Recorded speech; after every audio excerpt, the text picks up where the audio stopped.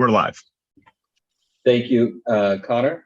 Good morning. It's a convening of the Massachusetts Gaming Commission today, Thursday, November 6th, approximately 10:06 a.m. I'm Gordon Maynard. I'm serving as chair. It's meeting number 571. We're doing this meeting virtually, so we will do a roll call. Good morning, Commissioner O'Brien. Good morning, I am here. Good morning, Commissioner Hill. Good morning, I am here. Good morning, Commissioner Skinner. Good morning. And good morning, Commissioner Broder. Morning, sir. I am here. All right. So I want to take something out of order quickly and just make a quick statement. Given some news that came out this morning, we at the Commission are aware of the announcement made by Penn Sports Interactive regarding the termination of their marketing partnership with ESPN. Their plans, subject to our approval, would take effect December 1st. We will be reviewing this matter over the next few weeks, and given our priorities at the Commission, we will ensure, at a minimum, that customers of PSI with open futures on ESPN Bet will have their wagers honored. As always, the integrity of gaming and sports betting in our state is the highest priority for the Commission. So I know that we will be taking that up over the next few weeks. Any questions, statements on that piece? All right. With that, I'm going to turn it over to Secretary Broder. Thank you, Mr. Chairman. We have 5 sets of minutes that we will be considering in 3 separate motions. I move that the Commission approve the minutes of the following meetings as included in the meeting packet, subject to any necessary corrections for typographical errors or other non-material matters. Those meetings would be the November 2nd, 2023 meeting, the February 1st, 2024 meeting, and the August 29th, 2024 meeting.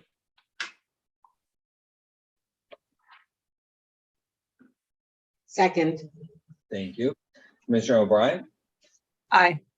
Commissioner Hill, Aye. Commissioner Skinner, Aye. Commissioner Broder, Abstain. and I vote yes, 4 and 1 abstention. Next up, I move that the Commission approve the minutes of the October 9th, 2025 meeting as included in the Commissioner's packet, subject to any necessary corrections for typographical errors or other non-material matters. Second. Commissioner O'Brien, Aye. Commissioner Hill, Aye. Commissioner Skinner, Aye. Commissioner Broder, Yes. and I vote yes, 5-0. And finally, Mr. Chairman, I move that the Commission approve the minutes of the October 16th, 2025 meeting as included in the Commissioner's packet, subject to any necessary corrections for typographical errors or other non-material matters. Second. Thank you. Commissioner O'Brien, Aye. Commissioner Hill, Aye. Commissioner Skinner, Aye. Commissioner Broder, Yes. and I abstain, 4 and 1 abstention. Thank you, Secretary That'll Broder. do it, Mr. Chairman. Thank you, and I know that I was out for that last meeting, so thank you for taking that in turn too. And thank you to the legal team as well as the interns for the legal team. I've learned do a lot of work on this transcription, so we appreciate them on that. With that, we are going to move to item number 3.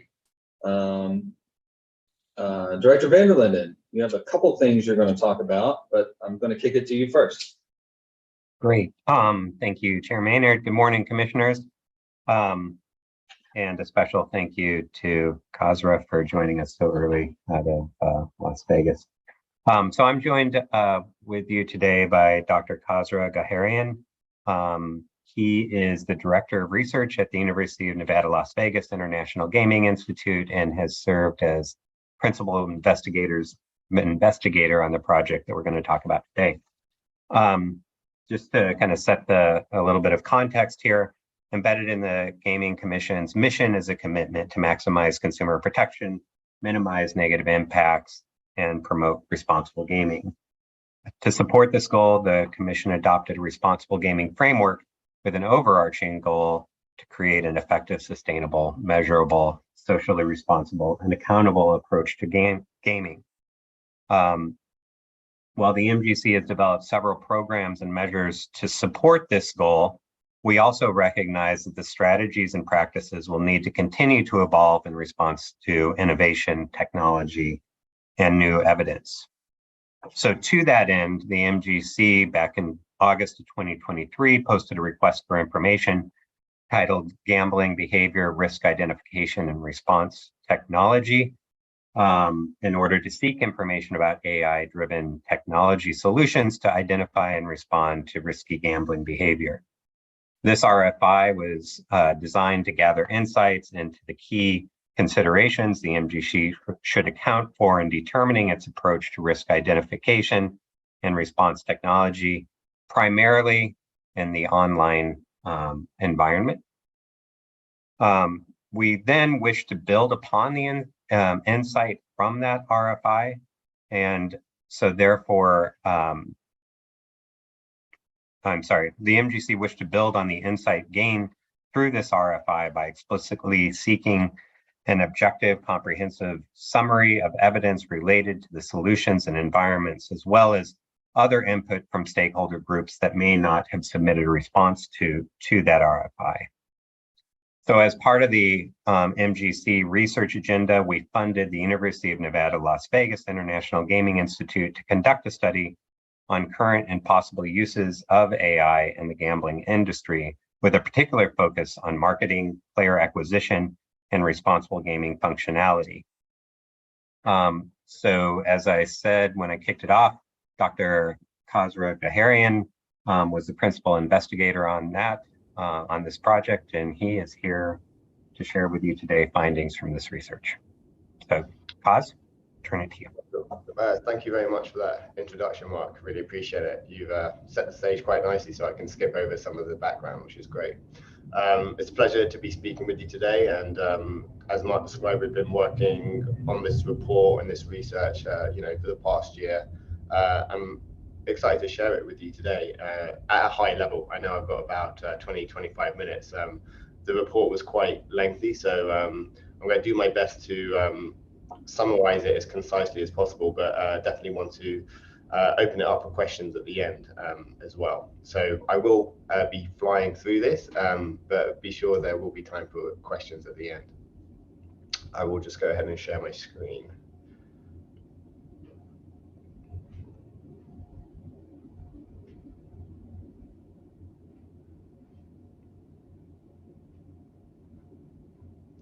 If I go to slideshow. Can you all see that? Yeah. Yes.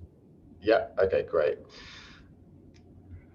I'll just get straight into it. So there were really three research objectives with the research we carried out. The first one, as Mark suggested, was to identify use cases of AI in the gambling industry, and also to understand what the ethical concerns of these current and future applications might be. So that was done in one study. We then really focused in on behavioral risk identification. We wanted to understand the evidentiary support for behavioral markers of harm used for player risk detection, and that was done in another separate study. And then finally, there was a need to understand specifically financial risk identification, which is quite distinct from player risk detection, and I'll go over that shortly. So we did another study to kind of look at that, and I'll go over the details of the various methodologies that were used. So I'll start with study one, which was the AI use cases. How is AI being used in the industry? How may it be used in the future? And what the ethical considerations and risks might be. To start with, artificial intelligence, AI, it's not a new term. This picture is actually from 1956 at Dartmouth College. At this meeting in 1956, there was a handful of AI researchers at the time, and they met to discuss what they should call the field they were studying. Various names were thrown out there. Various of these individuals liked certain different ones. For example, there was one called automata studies. However, artificial intelligence actually won out over various different propositions. And it was because it was able to attract funding. Artificial intelligence stood directly in contest with human intelligence, and it was that fact that allowed the term to really attract funding for research in the area. So interestingly, artificial intelligence, you could say, has been a marketing term from the very beginning, and that was actually coined by another author of a book called Karen Howe. But since 1956, it certainly took quite some time for AI to take off. As we can see here from a simple Google Trends search, really interesting, the term, at least on Google search trends, really started to ramp up in November of 2022 with the release of ChatGPT.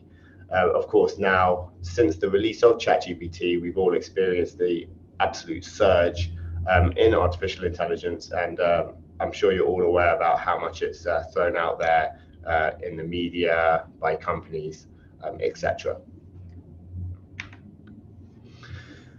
But while, you know, people might say they're using AI, companies are saying they're an artificial intelligence company, it has become a bit murky in terms of understanding what people are talking about when they're referring to AI. Artificial intelligence is a very broad term, and it encompasses various different technologies and tools and solutions, as depicted by this Venn diagram here. ChatGPT is one very small component of what is a broader field of artificial intelligence.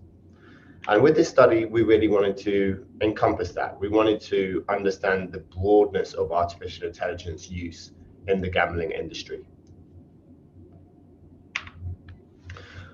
So what we did, via focus groups, we had kind of three main research questions. One was, how do participants define the current uses of AI in the gambling industry? What do they believe are the possible future uses of AI in the gambling industry? And finally, what do participants believe are the risks and ethical considerations of AI applications in the gambling industry? And I'll go over the results now.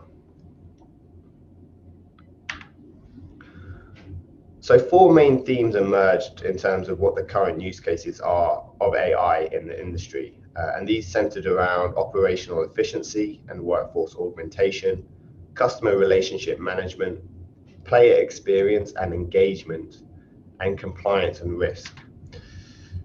And within the report, you'll be able to see a much deeper dive into these four key themes. I've got some of them here, but for example, in workforce augmentation, the first one, you've basically got the use of generative AI mainly by employees to basically make them more efficient, using it for coding, content generation, task support, reporting and analytics.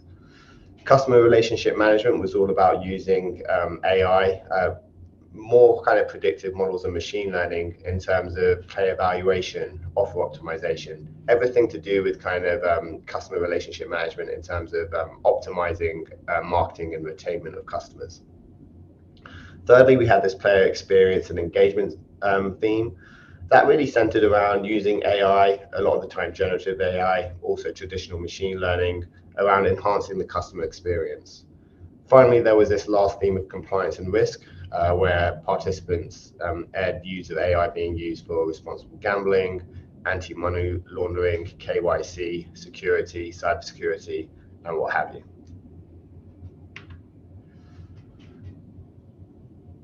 Here's an interesting quote from one of the participants when they were speaking about AI. The same methods have been applied in the 1990s and early 2000s, but the computational power simply wasn't there. Now you have that power, and you can process so many different data points.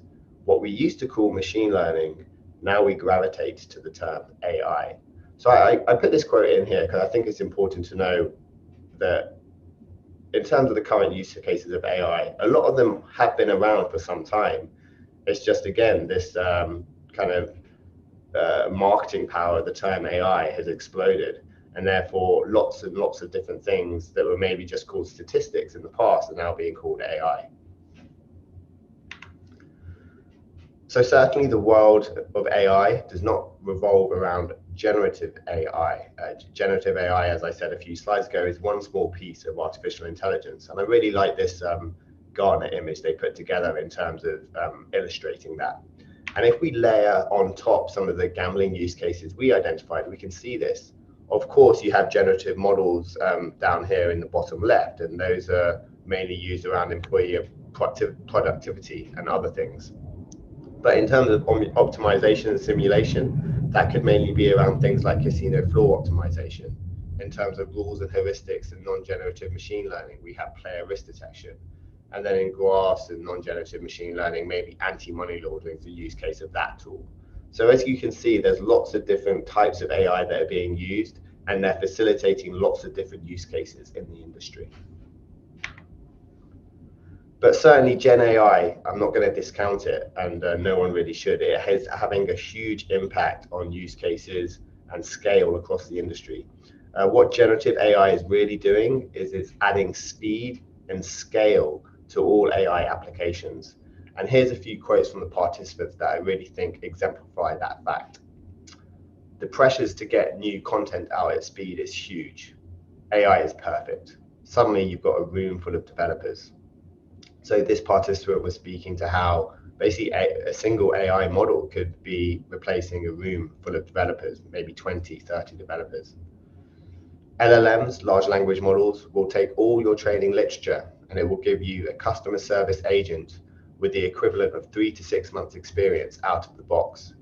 Again, just saying how fast and scalable generative AI is, and what could have maybe taken a year or 2 years to get, generative AI can give you in a matter of minutes. And then finally, scaling insights and best practices across the entire player database. So this participant here was referring to, traditional practices in terms of casino host activities and customer relationship management.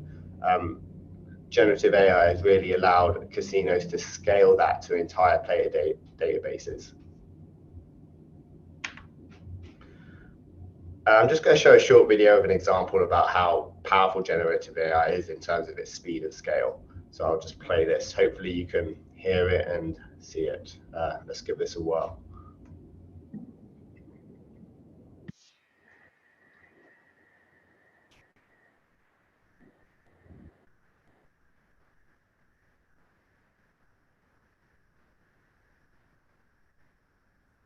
Yes, there's no sound on this. It doesn't matter, there's just some music, so no worries.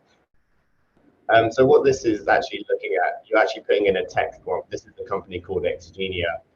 The text prompt has said something like, create me a slot machine video game around this theme of, mythical characters. And in a matter of minutes, it's actually able to generate a fully fleshed out slot machine game. So that's just one example of how generative AI is being used by industry stakeholders to really add speed and scale to all applications. In terms of future use cases, there was a couple of main themes, and I'm going to quickly go over these. But one of them was kind of this idea of novel data sources powering novel use cases. Of course, for AI, you need data. And where the land-based sector has maybe lagged behind, we're seeing now that novel ways of collecting data are actually powering novel use cases of AI, and the land-based sector is maybe catching up. Here's one example of using RFID technology and vision AI to collect very granular data on table games. Another future use case that was brought up was agentic AI. This is a category of AI systems capable of independently making decisions, interacting with their environment, and optimizing processes without direct human intervention. And we're already starting to see signs of this being implemented in customer-facing solutions. For example, PromptBet AI are marketing a sports betting assistant that provides customers analysis and research of sports bets. I think it's probably only not too far in the future where we'll see these agents autonomously place bets for customers as well. Just to quickly go over the risks, hyper-personalization was brought up, the amount of human agency involved in agentic AI. There were concerns about employee understanding and operational preparedness. Do employees really understand all the risks and the benefits of this technology? And finally, there was a concern about appropriate regulatory understanding and action. We also looked at the EU AI Act and participants' understanding of that and how they thought it might impact the industry. The EU AI Act is the most comprehensive artificial intelligence legislation that is out there, and I do think it is going to have kind of extraterritorial impacts, just like the GDPR did. So I do think it's important to look at. Interestingly, the EU AI Act kind of legislates AI by use cases, and there are these prohibited AI systems out there that they say must not be used. And these are things like deploying subliminal, manipulative, or deceptive techniques to distort behavior and impair informed decision-making, causing significant harm. Also exploiting vulnerabilities related to age, disability, or socioeconomic circumstances. I just brought this up because you could see how gambling could quite easily fall squarely within this definition. So it is really a matter of interpretation. So as one participant put it in the focus groups, who was an AI lawyer, especially so if the gambling operators operations touch the EU, the gambling industry is going to need to dissect all of its use cases for AI and make it pretty clear that none of the use cases fall within the category of prohibited AI. I'm just going to quickly move to this next slide. So to finalize this last bit on this first study, so we put together some recommendations for regulators. We do think that it's probably important to appoint an internal AI champion or task force. We also think it's important to support industry training and internal governance mechanisms. I think it's important, this third point, to kind of conduct an information gathering process and survey licensees' AI use cases. If regulators don't understand how the technology is being used, I worry that there might be understepping or overstepping in terms of legislation. I think engaging in cross-agency dialogue is important in terms of other regulatory agencies. What are finance regulators or cybersecurity regulators doing? There might be some crossover and benefits there. And then finally, once all that's done, I think there is maybe some opportunity to develop sector-specific AI guidance. And just finally, I really like this analogy from Stephanie Hare, who wrote the book, Technology is Not Neutral, A Short Guide to Technology Ethics. I really think it's important when we're talking about regulating AI to think of regulating the technology, not regulating the technology, sorry, but regulating the use. And she uses this analogy of a fork. A fork can be used for lots of different things. Primarily it's used to eat a meal, which is of course a fine thing to do. There are other things you could do with this sharp instrument. I won't go into those, but maybe those things should be regulated. So I just think it's a nice analogy for a way to think about regulating this technology. Okay, study 2. This was focused on behavioral risk identification, and we really wanted to survey the evidence in support of different markers of harm. So markers of harm are basically behavioral indicators of gambling that you collect from wagering data online or via a slot machine, and it's the patterns of play that can be used to detect risk amongst the player. So what we wanted to do was evaluate the evidence that exists to support different behavioral risk identification. Regulatory bodies are increasingly mandating the use of data-driven approaches to player risk detection.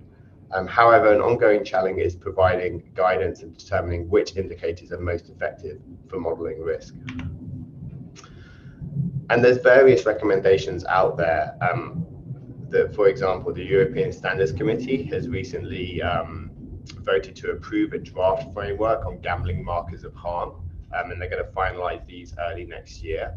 But they're looking at things like losses, changes in the use of RG tools, gambling product preferences, time spent gambling, customer initiated contact and cancelled withdrawals. The UK Gambling Commission also has a list on their website with things like customer spend, time spent gambling, customer led contact. And the KSA, the Dutch regulator, has also actually conducted some of their own research on this, and they've kind of decided on 5 domains that must be tracked by their licensees, including intensity of play, the loss of control, and operator behavior and features of the games. But the development process around how these entities got to these recommendations is really not clear at all. And there's drawing strong inferences from existing research remains a challenge. So, there isn't really any transparency in terms of how these markers of harm are getting promoted or recommended. And when they are being drawn from research, it is quite hard. As the KSA noted in their report, some indicators have been studied extensively, while others have only been studied a few times. And even when indicators were studied multiple times, they were often operationalized in different ways, and that makes comparisons difficult. And that is the real challenge that we were trying to address. How can we leverage the evidence base to actually come up with a mechanism to understand the level of evidentiary support for different markers of harm? So that's what we did with the Bridge database in this study. We conducted a systematic literature review, specifically to understand the strength of evidence that supports individual markers of harm. While several reviews are related to this topic, their scopes are much broader, and it has been acknowledged that the number and nature of predictors are often unclear or inconsistently reported. So we set out to address this challenge, and we wanted to answer what is the level and quality of evidence for individual markers of harm. So throughout this review process, we collected just under 70 studies that had looked at behavioral markers of harm. We specifically only looked at studies who had used behavioral tracking data. So data about wagering or betting behavior or transaction data that is collected from an online operator or another digital device. 25 of these studies were descriptive in nature, whereas 43 were predictive, i.e. they were building machine learning or predictive models to identify player risk. Given the variability and inconsistency in indicator reporting across the studies, we created a tiered categorization scheme. So we had 65 low-level indicators. This was because studies would refer to the same thing in different ways. For example, one study might say the number of bets, whereas another study might say bet frequency. So we just lumped that into one single name.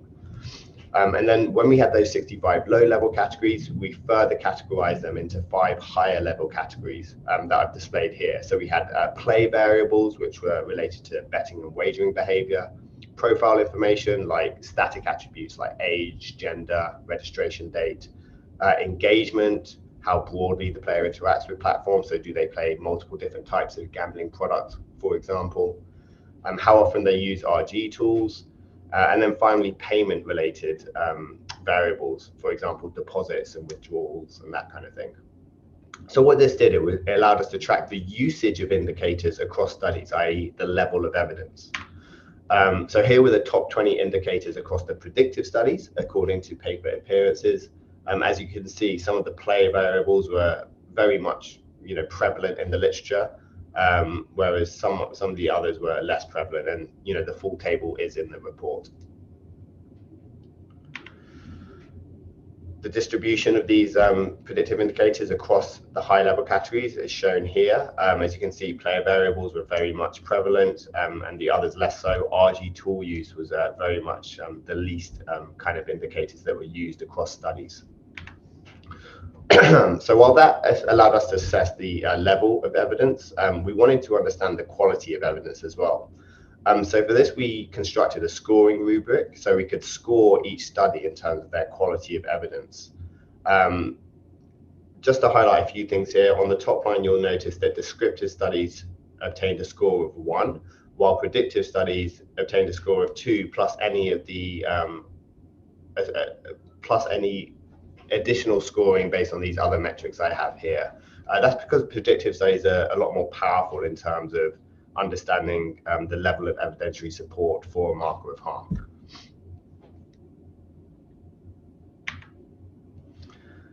So then we combine the level and the quality scores to put in a to come up with this thing we call the bridge score. So this was done by calculating a z-score for each indicator, and then we mapped it onto a 0 to 10 scale. This means that if you see a score of 5 for an indicator, which I'll show shortly, that means it's like kind of the average. So any indicator scoring above 5 has a higher level and quality of evidence. So here I've just presented the top 10 indicators according to bridge score and the bottom 10 indicators according to bridge score.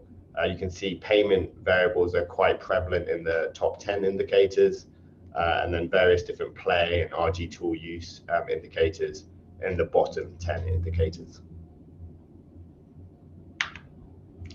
So quickly on the key findings, play indicators were the most commonly used category across all studies, but did not rank highest in evidentiary strength.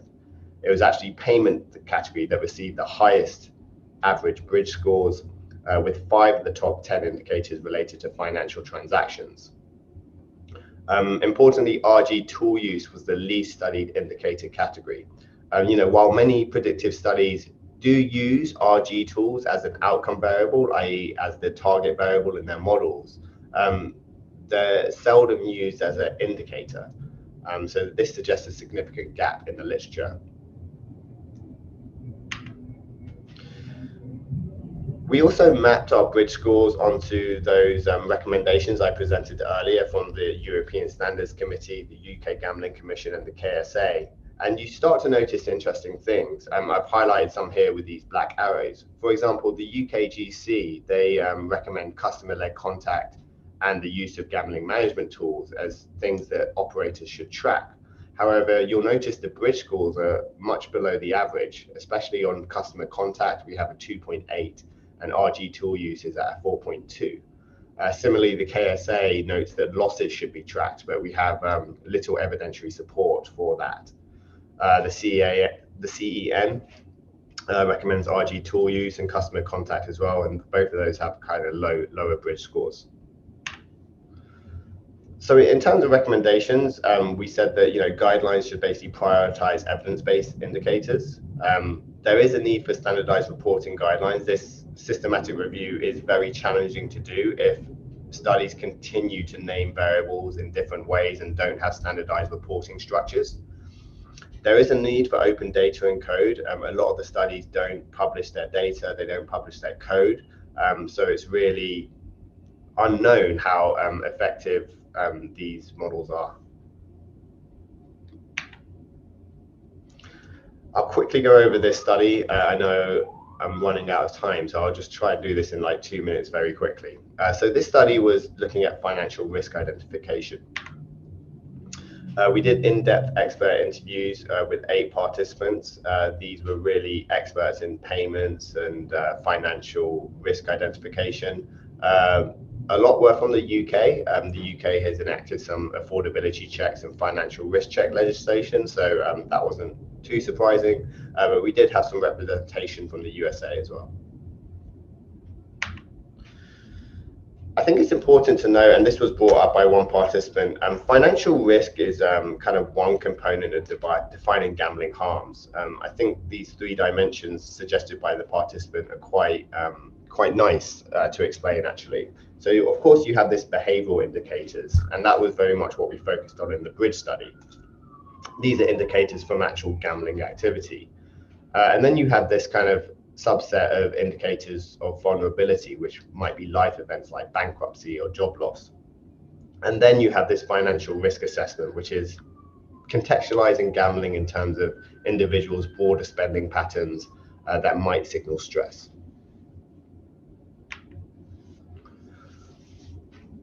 So the key findings from this report, I'll quickly go over and then I'll open it up to Q&A. So there is some conceptual ambiguity over exactly what we mean by financial risk. There's no universally agreed upon definition of financial risk in gambling. And respondents indicated various approaches ranging from simplistic loss to income ratios to more nuanced assessments of financial behaviors. And this highlights ongoing challenges in operationalizing clear and effective risk criteria. There are technological and implementation barriers. Advanced technologies are being used in the UK, such as open banking and also credit reference agencies to facilitate this. However, there are practical challenges, including data classification difficulties, privacy concerns, and consent issues. Cross-operator data sharing is a challenge. If you really want to successfully conduct financial risk identification, I do think there's going to need to be data sharing or adequate data sharing across operators, and I think that might be a challenge, particularly in somewhere like the US where you have state-by-state jurisdiction for gambling. And then certainly regulatory barriers, very significant technical financial capacity challenges in terms of implementing this kind of system. So some recommendations. I think there should be some establishment of a clear financial risk definition if a regulator wishes to pursue this. There should be some exploration of the pilot programs that are currently out there. The UK Gambling Commission is actually currently running a pilot. There needs to be some exploration of how to facilitate cross-operator tracking, and there are some examples of this starting to emerge, like UK's Gam Protect. Also, Roger's Data Clearing House is another interesting example of that. I think it's important to assess displacement risk when anything like this is implemented. Users might not like the fact that they need to do financial risk checks, so that may displace to the unregulated market, and then that would have its own issues and concerns. And then I think any jurisdiction really needs to consider mandating carded play. I think that's an important thing to consider. It's something that Germany do, and I think it's quite successful in terms of being able to monitor players' activity. Thank you. I know that was quick on the last one, but I'll stop there for questions. Thank you so much. Commissioners, have any questions, comments? Mr. Chairman? Commissioner O'Brien had her mute off, and then I'll too. So O'Brien. Sure. And Kaz, could you take your screen down, please? probably why I missed that. Could you stop sharing your screen? There you go. Right, yeah. I thought I did, so my bad. Thank you. I wish we'd had a whole meeting dedicated to going sort of deeper into this. I feel like I would benefit from it. One of the biggest questions I have, in addition to sort of we need to familiarize ourselves, particularly with the examples in the UK, but is there anything particular to Massachusetts that we can do as a regulatory body that would at minimum increase the use and the research about the responsible gaming AI information? You were talking about that sort of least transparent and out there. Is there anything that we as regulators can do in that regard? Are you specifically talking about kind of the risk identification piece? Yes. Yeah. I think it's a good move to at least make some recommendations. I think it is good that the CEN are doing the standardized markers of harm initiative. I think it's good that the UK Gambling Commission have those things listed on their website. As I said, I think the problem with those initiatives is that it was kind of unclear how they came up with those markers of harm. At least with this study, my hope is that we now provide kind of a systematic approach to coming up with some recommendations. So I think coming up with some recommendations based on the level of evidentiary support is good, and then maybe also via the reg tech companies that are out there that do this professionally and they make a profit out of it, maybe getting some insights from them in terms of what they think the market harm could be as well, because this was just based on academic literature, so that is a limitation. Right. I said in the report it would be great if we could include those commercial solutions, but they're very opaque, and there's no way to understand how the models are built or how effective they are. So Right. And I'm looking at Mark, I don't suppose doing an RFI is really going to get us more information on something like that, right? If we were going to explore any of those tools. I mean, we did the RFI in 2023, which at this pace of technology and evolution of this, is now quite outdated. Right. Maybe. But I'm wondering if they're more, if the transparency issue, I'm wondering how much will we get out of it? We could explore that. Yeah, I mean, I think what, like the transparency, you could come up with transparency requirements around AI use and AI models. I don't think that would get you as far as like efficacy and things like that. You know, one thing we're working on is trying to facilitate some kind of benchmarking solution. The challenge is, you know, these are for-profit companies, so they, you know, they obviously don't want to share too much because that's a competitive advantage. So the way we're trying to conceptualize a benchmarking framework is to protect that kind of concern while being able to understand the efficacy of these systems, which is quite challenging, but I think it's doable. Yeah. Oh, all right, great. Yeah. Yeah, that was my question. Thank you. Sorry, Paul. No problem at all. Mr. Broder, sorry. No worries at all. I'm not sure if I have questions or, well, one comment and one question. It seems to me that a very powerful thing that can happen with AI, and Professor, tell me if I'm going down the wrong path here, is in the area of know your customer. And when I talk about know your customer, I'm not talking about confidence about identity, that the person who is actually making the wager is the person they represent themselves to be, but more know your customer in the sense, more like a traditional investment sense, where you can use AI to make an assessment of risk tolerance around a particular player's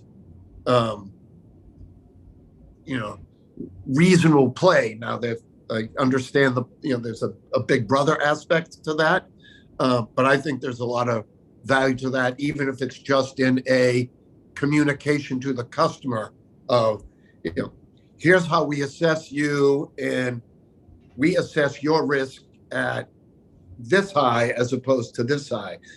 Am I going down the right path here? Is that something you think we can do? Yeah, no, I think you're going down the exact right path. I actually think it could be a benefit, right? If say operators better understand a person's capacity, they could then tailor their marketing, their customer relationship management to that capacity, rather than, you know, going way over what this person's, you know, capable of doing, and, you know, they don't. I think that's something that really needs to be studied. There's always this kind of narrative around, oh, we want customers to stay around. We don't want short-term customers. We want a long-term customer. But I've never seen any kind of hard data on that as a actual business strategy and a sustainable one of that. But yeah, it makes sense in your head, right? Oh yeah, you know, this person makes this much money. They should gamble about this much. It's the same as like when you get a car loan. Oh, you get this much money, you can get approved for this loan. It's a simple concept. I don't know if it's one that's going to be well received by the operators. As I said, I don't know if that's a sustainable business model or not. So yeah. No, I like the way you framed that with the car loan. That's a very practical and good way to do it. My other question or comment is the problem, particularly in the U.S., is that we're not talking about a jurisdiction, right? Depending on how you count, there's 50 plus different regulators, and getting everyone on the same page, which it seems like you'd almost have to in order for the market to function with some reasonable efficiency. We need some overarching conversation or national regulation, right, over this stuff. I think we all understand the obstacles to that, and so, you know, I don't think anyone's interested in an aggressive preemption model. But again, am I missing the boat here? No, I mean, I think the lack of a federal agency is the root cause of a lot of issues that, you know, a lot of people talk about. Yeah, I don't know if we want to get into that. That's a big thing. That's a big thing. Yeah. And just to layer on top of that, I mean, if they, you know, conversation, to put it politely, that we're having right now in several states, including Massachusetts, is kind of what is betting, right? Or what is gambling? Because for all the work we do here, we're seeing the prediction markets and maybe other things springing up that avoid all this. So we're making, a good faith effort to put forth, customer responsive regulations that also work for the industry, i.e., I know the industry doesn't want to have to deal with 50 jurisdictions and the nuances of each one. But as we look on this, there's this other thing going on over here that might obviate the whole discussion. Another very frustrating part of trying to make this all work. Yeah, I think I don't know if it can be done by one regulator in the US, but if you do look at, I know the EU is much larger, right? But when GDPR was done, that had extraterritorial impact. So I wonder if the same kind of thing can be done. I mean, maybe there's a group of regulators, I don't know, Massachusetts, Nevada, New Jersey, they really come together strongly. That represents a large proportion of the market of the US. So it actually, while it's only 3 states, maybe it just has that impact across the whole country. So yeah, I don't know. No, I think that's in the app, given what the status quo is, for better or worse, that is the only answer, is for a couple of or ideally a bigger group of leading states can set an agenda, and hopefully other folks follow along. I think that's where we're at right now. Yeah. I appreciate this work. We're at the beginning of a long road, I think, though. Yeah. I know that was quick. The report's there, so you guys can read it. But yeah, For sure. No, very much appreciated. Yeah. Thank you, Mr. Chairman. Thank you, Commissioner Broder and Commissioner O'Brien. Commissioners, anything to add? Commissioner Skinner and then Commissioner Hill. I'll be brief. Just want to thank Kaz and the UNLV and Mark and his team. Kaz, sorry for the informality. I'm just following suit here in terms of my colleagues and how they've been referring to you, but just thank you for your work. AI is, the benefits and risks associated with it, it's multifaceted. And I mean, that's not late breaking news, but I think that you have given us the start of a map to further discussions as to how we as a commission should move forward. I, for one, do agree with Commissioner O'Brien. I mean, we almost need to have a meeting dedicated to, where we go from here. I know we do have our internal work group, and there's lots of discussion that I think that group needs to undertake in terms of how we digest your report and your findings. I, for one, will continue to digest the information that you provided. And so I think we are well positioned to fully dig into this topic, and I'm looking forward to that. I appreciate those kind of comments so much. I really hope it can be, as you said, a good map for you guys. We're doing some more work that I think will be of benefit to the wider industry. So, we set up a new AI research initiative here, and I think a lot of the products out of that, we're going to make openly available. And our hope is really to provide open source tools and frameworks that, regulators and operators can use to responsibly adopt the technology. Because as you said, I think, there's so much promise, but yeah, there's a lot of concerns as well. So I think responsible AI, responsible adoption of the technology is something that's a big focus for us. And I really hope we can help all stakeholders do that. Thank you, Commissioner Skinner. Commissioner Hill. I was going to say, Commissioner Skinner, I couldn't have said it any better myself. I feel the same way, and everything that's already been brought up by my fellow colleagues is what I was thinking as well. The report was excellent, and thank you for your hard work in getting this to us. And as has already been said, we have a lot of work in front of us to do in this regard. Thanks so much again. I appreciate it. I was proud of the report. We put me and my team put a lot of work into it, so I'm really happy it's been well received. Thank you.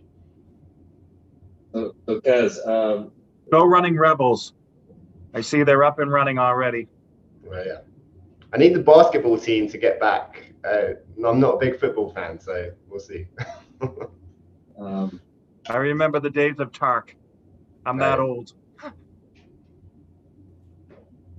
So I'm a basketball fan too. Commissioner Hill is too. I agree with Commissioner Skinner. I refer to you as Kaz because you have like share or Oprah status here at the MGC. So congratulations on that. I can type this into Chat GPT and get an answer, but if I put your findings and your presentation into Chat GPT and I say, Chat GPT, tell me what the chair of the Massachusetts Gaming Commission should take away from this, what would that answer be? Probably be pretty good, to be honest. I think, I mean, depending on what tool you're using, it would probably give you a really good roadmap. I guess it would lean quite a bit on the recommendations I put out in the report. So it'd probably give you some kind of timeline, short-term, medium-term, long-term, immediate actions, that kind of thing. But yeah, that's a good question. Yeah, it would draw from the report, but I think it would be interesting to do that actually and see what it came up with itself. I do think there would be some novel things it would come up with, and it would be interesting to look at what those are. But these things are very, especially the reasoning models, they are quite powerful at this point. So I'll do that. That's really a fancy or a cute way of asking what should be my number one takeaway. But yeah, I think I'd just go back to my recommendations. I think in terms of the AI use cases, I do think the most important thing is going to be this information gathering. I do think AI is so large. I like what the EU is doing with their act in terms of trying to come up with this use case risk categorization. I think we can do that in the gambling industry. We have a project going on that's trying to do that. So if an employee is using ChatGPT to help them answer emails, you guys don't really need to be worrying about that too much. Maybe there needs to be some internal training going on so the employee understands information leakage and the probabilistic outputs. That's fine. Okay, but then using generative AI that's linked to a player database that optimizes offers. Okay, maybe we need to have a little bit of increased scrutiny on that use case. So that's one exercise that we're trying to do right now with a research project. I think that's going to be important. In terms of the behavioral risk identification, I think it's two things. I think it's I think it is important to get recommendations out, but I think some kind of transparency in terms of the commercial solutions is going to come to a head sooner rather than later. And then on the financial risk piece, I'm going to be interested to see how that pans out in the US. Open banking frameworks in the UK are a lot more robust and they've been around a lot longer. There's customer adoption already. I think there's a lot of cultural differences between the US citizen and a UK citizen that we need to that's a challenge that would need to be addressed as well. So yeah, those are my three things. Yeah. thank you so much. And I'll say this in response to your answer to Commissioner Broder. What I would also say is it's not a good business model for the operators to sell a Rolls Royce to someone down on their luck. That's not going to be a long-term sustainable solution for them. So if that cuts both ways. And we are going to think about these. So with that, we appreciate it. Thank you, and thank you to UNLV and your team. And I'll see what Mark wants to add in, but thank you. Appreciate it. Yeah, thank you, Kaz. I really appreciate it. And Commissioner Skinner, Commissioner Broder, there was sort of a recognition that this is sort of the beginning of a journey on this. I would say we're in the journey.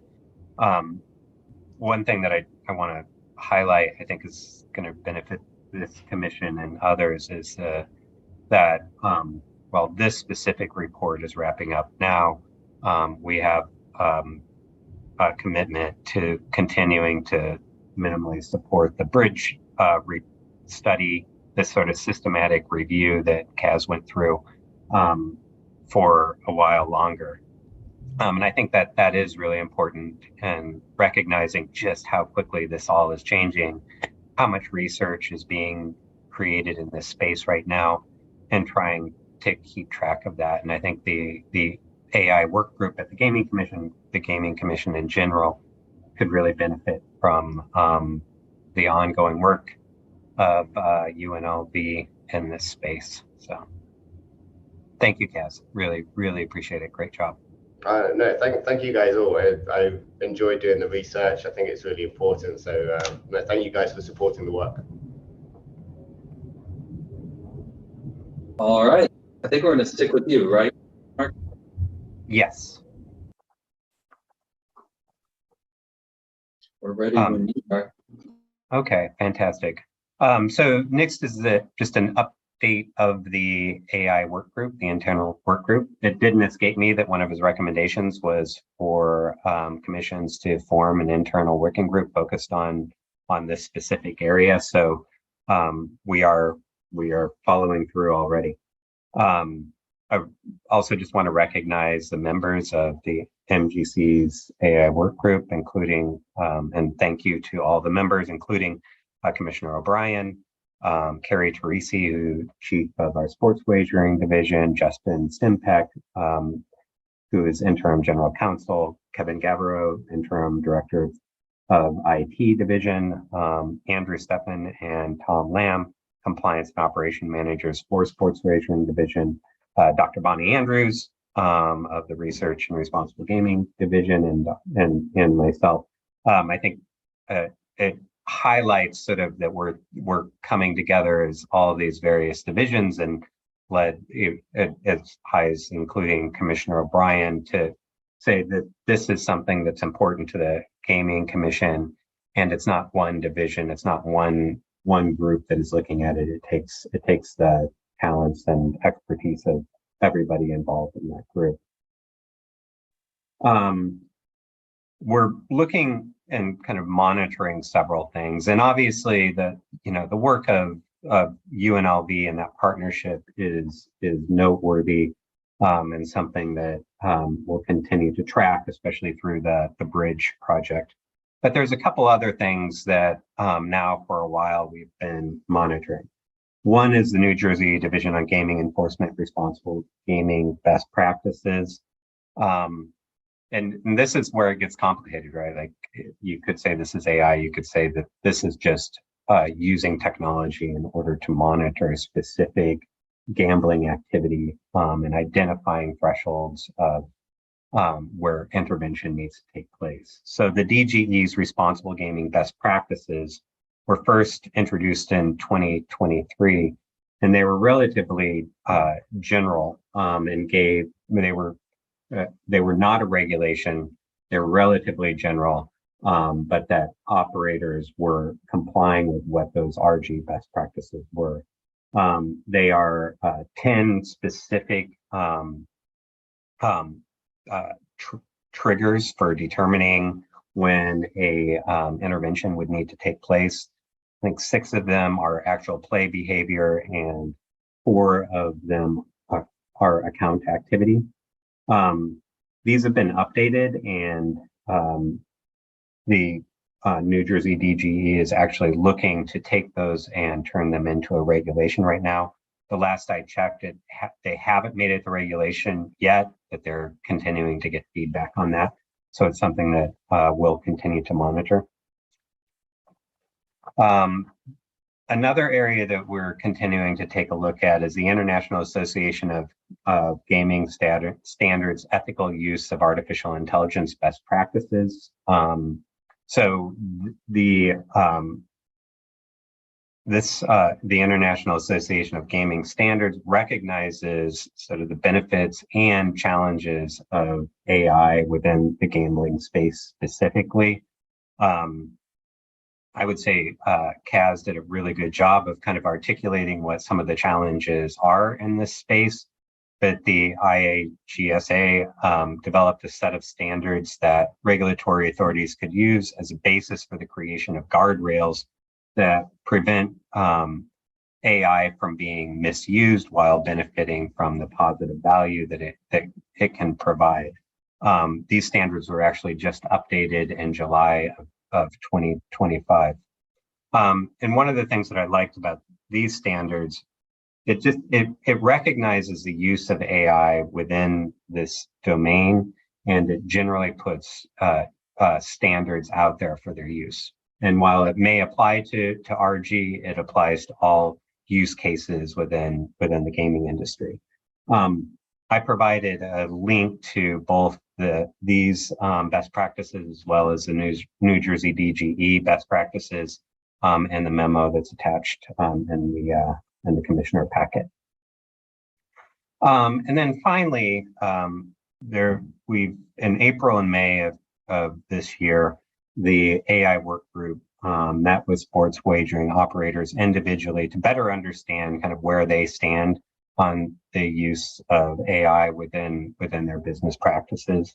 And these meetings largely supported the regulatory requirements detailed in 205 CMR 257.024. This regulation requires that sports wagering operators collect information to analyze patron behavior for the purpose of identifying and developing programs and interventions that promote responsible gaming and support problem gamblers.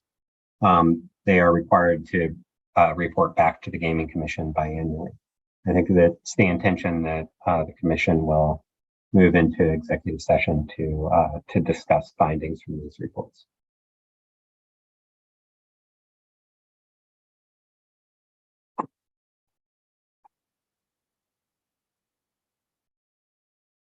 So, All right. Questions, comments, commissioners? Commissioner Hill. Did a great job. I'm going to sit down with you in the very near future. We'll go over this a little bit more in detail, but a great job to you, the staff, and the committee.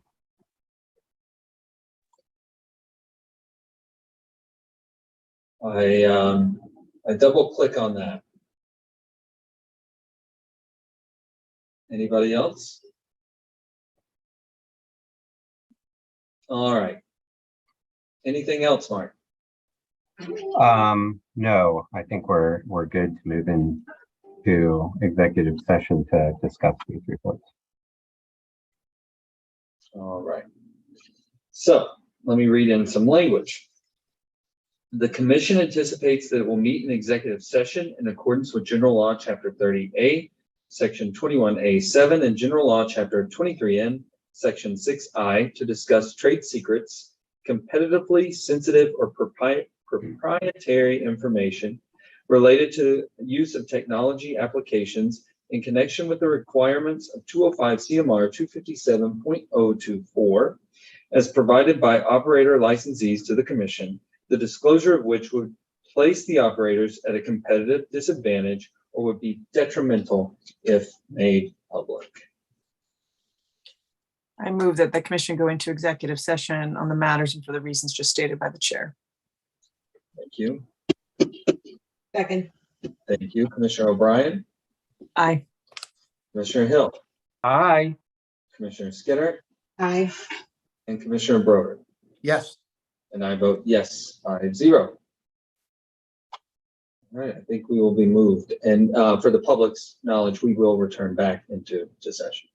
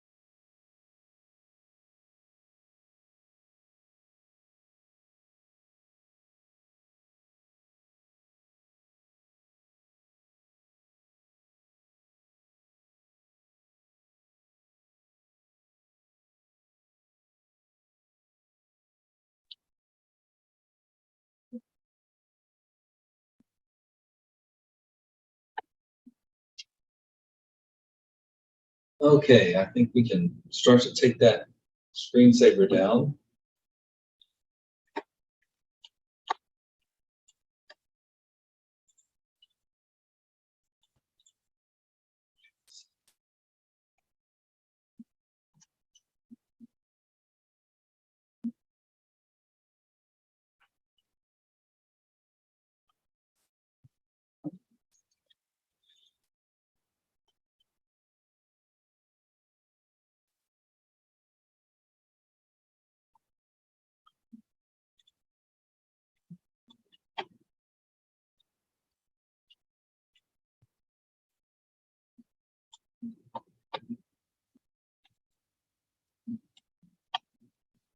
Commissioner Broder is saying to return.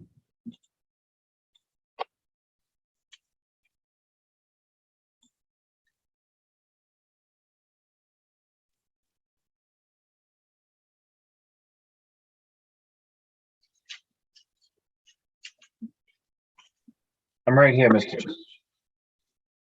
All right. Just give Paul a second.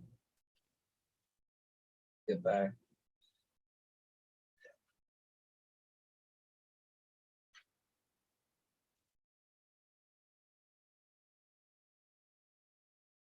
I hate knowing this yellow box is around me when we're waiting. Why? Because sometimes I'm making a lot of weird faces because I'm trying to see if everybody's here. But we can see you whether the yellow box is around you or not.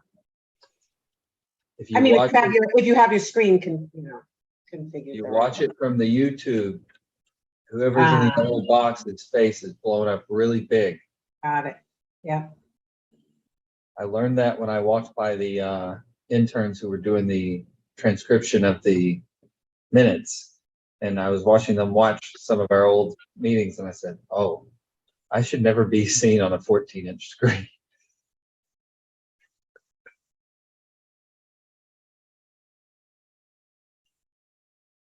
Better for you to find out on your own than for me to tell you.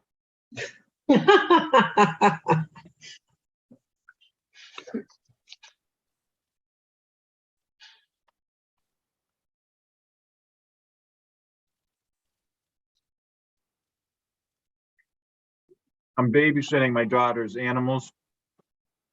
And I just went and got a bunch of my peanut butter pretzels.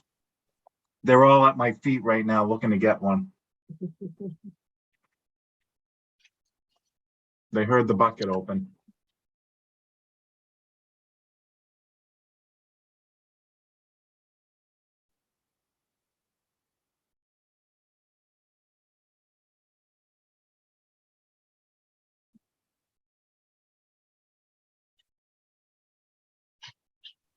Hey, North.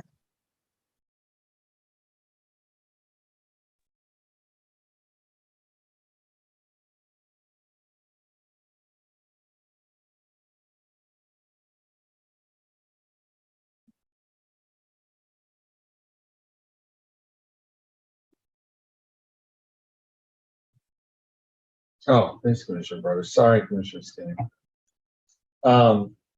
So we're returning into the public session. I don't think we'll need to do a vote since we just finished a robust executive session.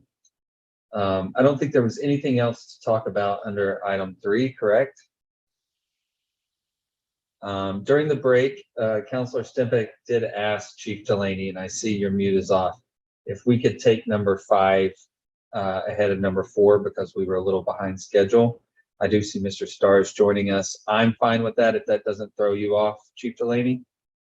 I guess I would defer to the PPC folks and see if they had any other all my things can wait, other things, I should say. Are we good, North? All right, and by the way, your audio is not working, so your mute is off, but I still can't hear you. So maybe that gives you time to work on that while we're doing this. So, commissioners, are we good with moving on to item 5 and coming back to item 4? Getting thumbs up and nodding of heads. All right, Councilor Stimpak. Item 5A. Yeah, I can set the stage here, Chair. Good afternoon. We're now afternoon.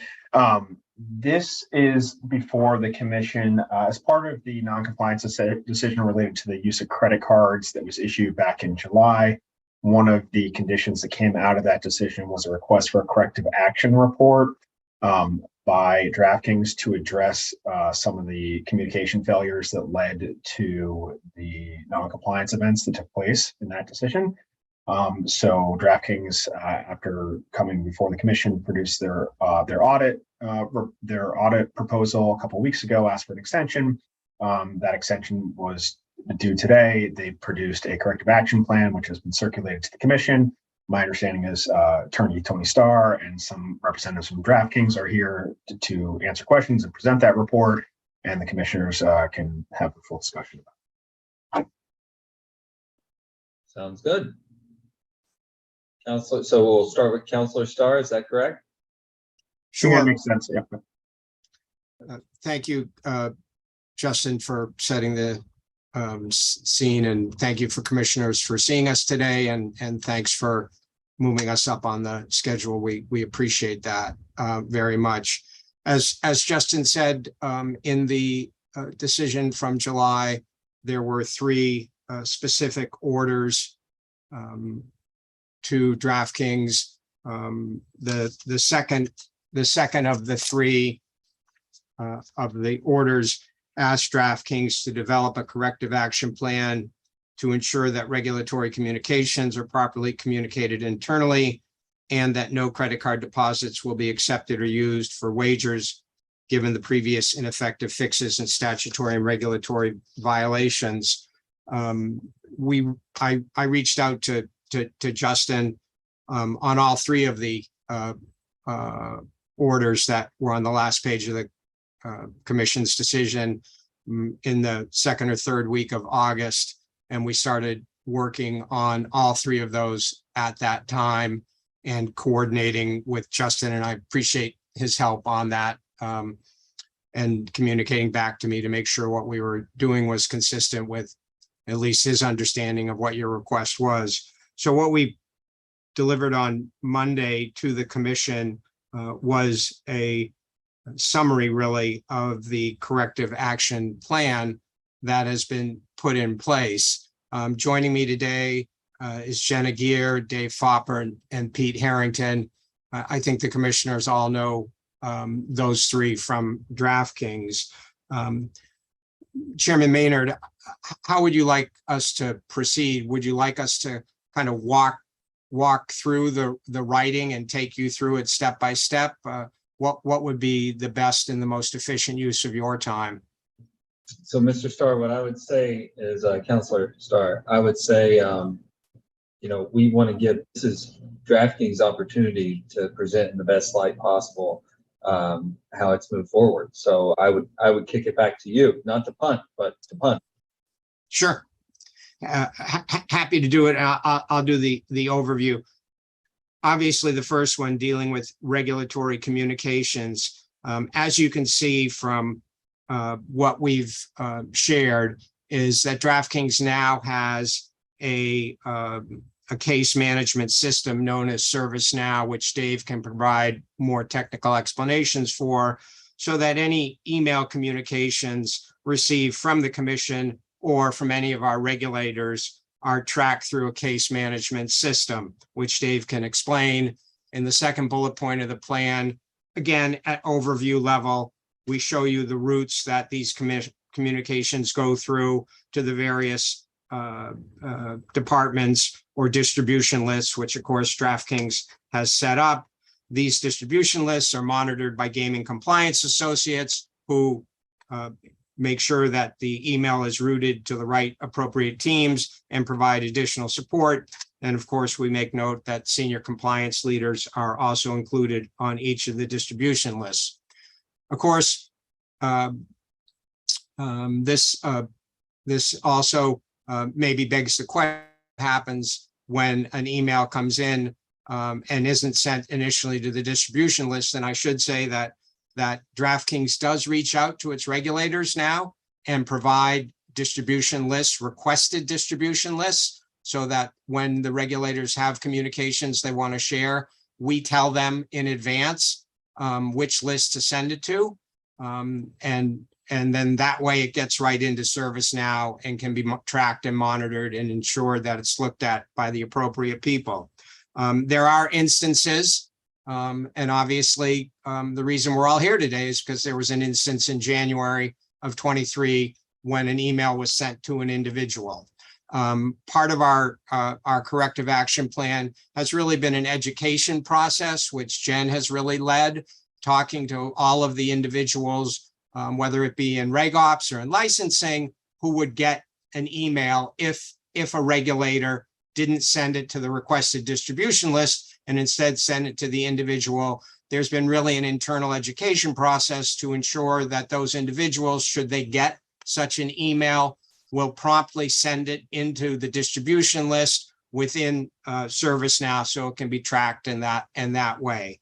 And then finally, in the fourth bullet point, as we point out, and again, Jen can provide more detail, Jen is now hosting a weekly meeting among her compliance and risk senior leadership team.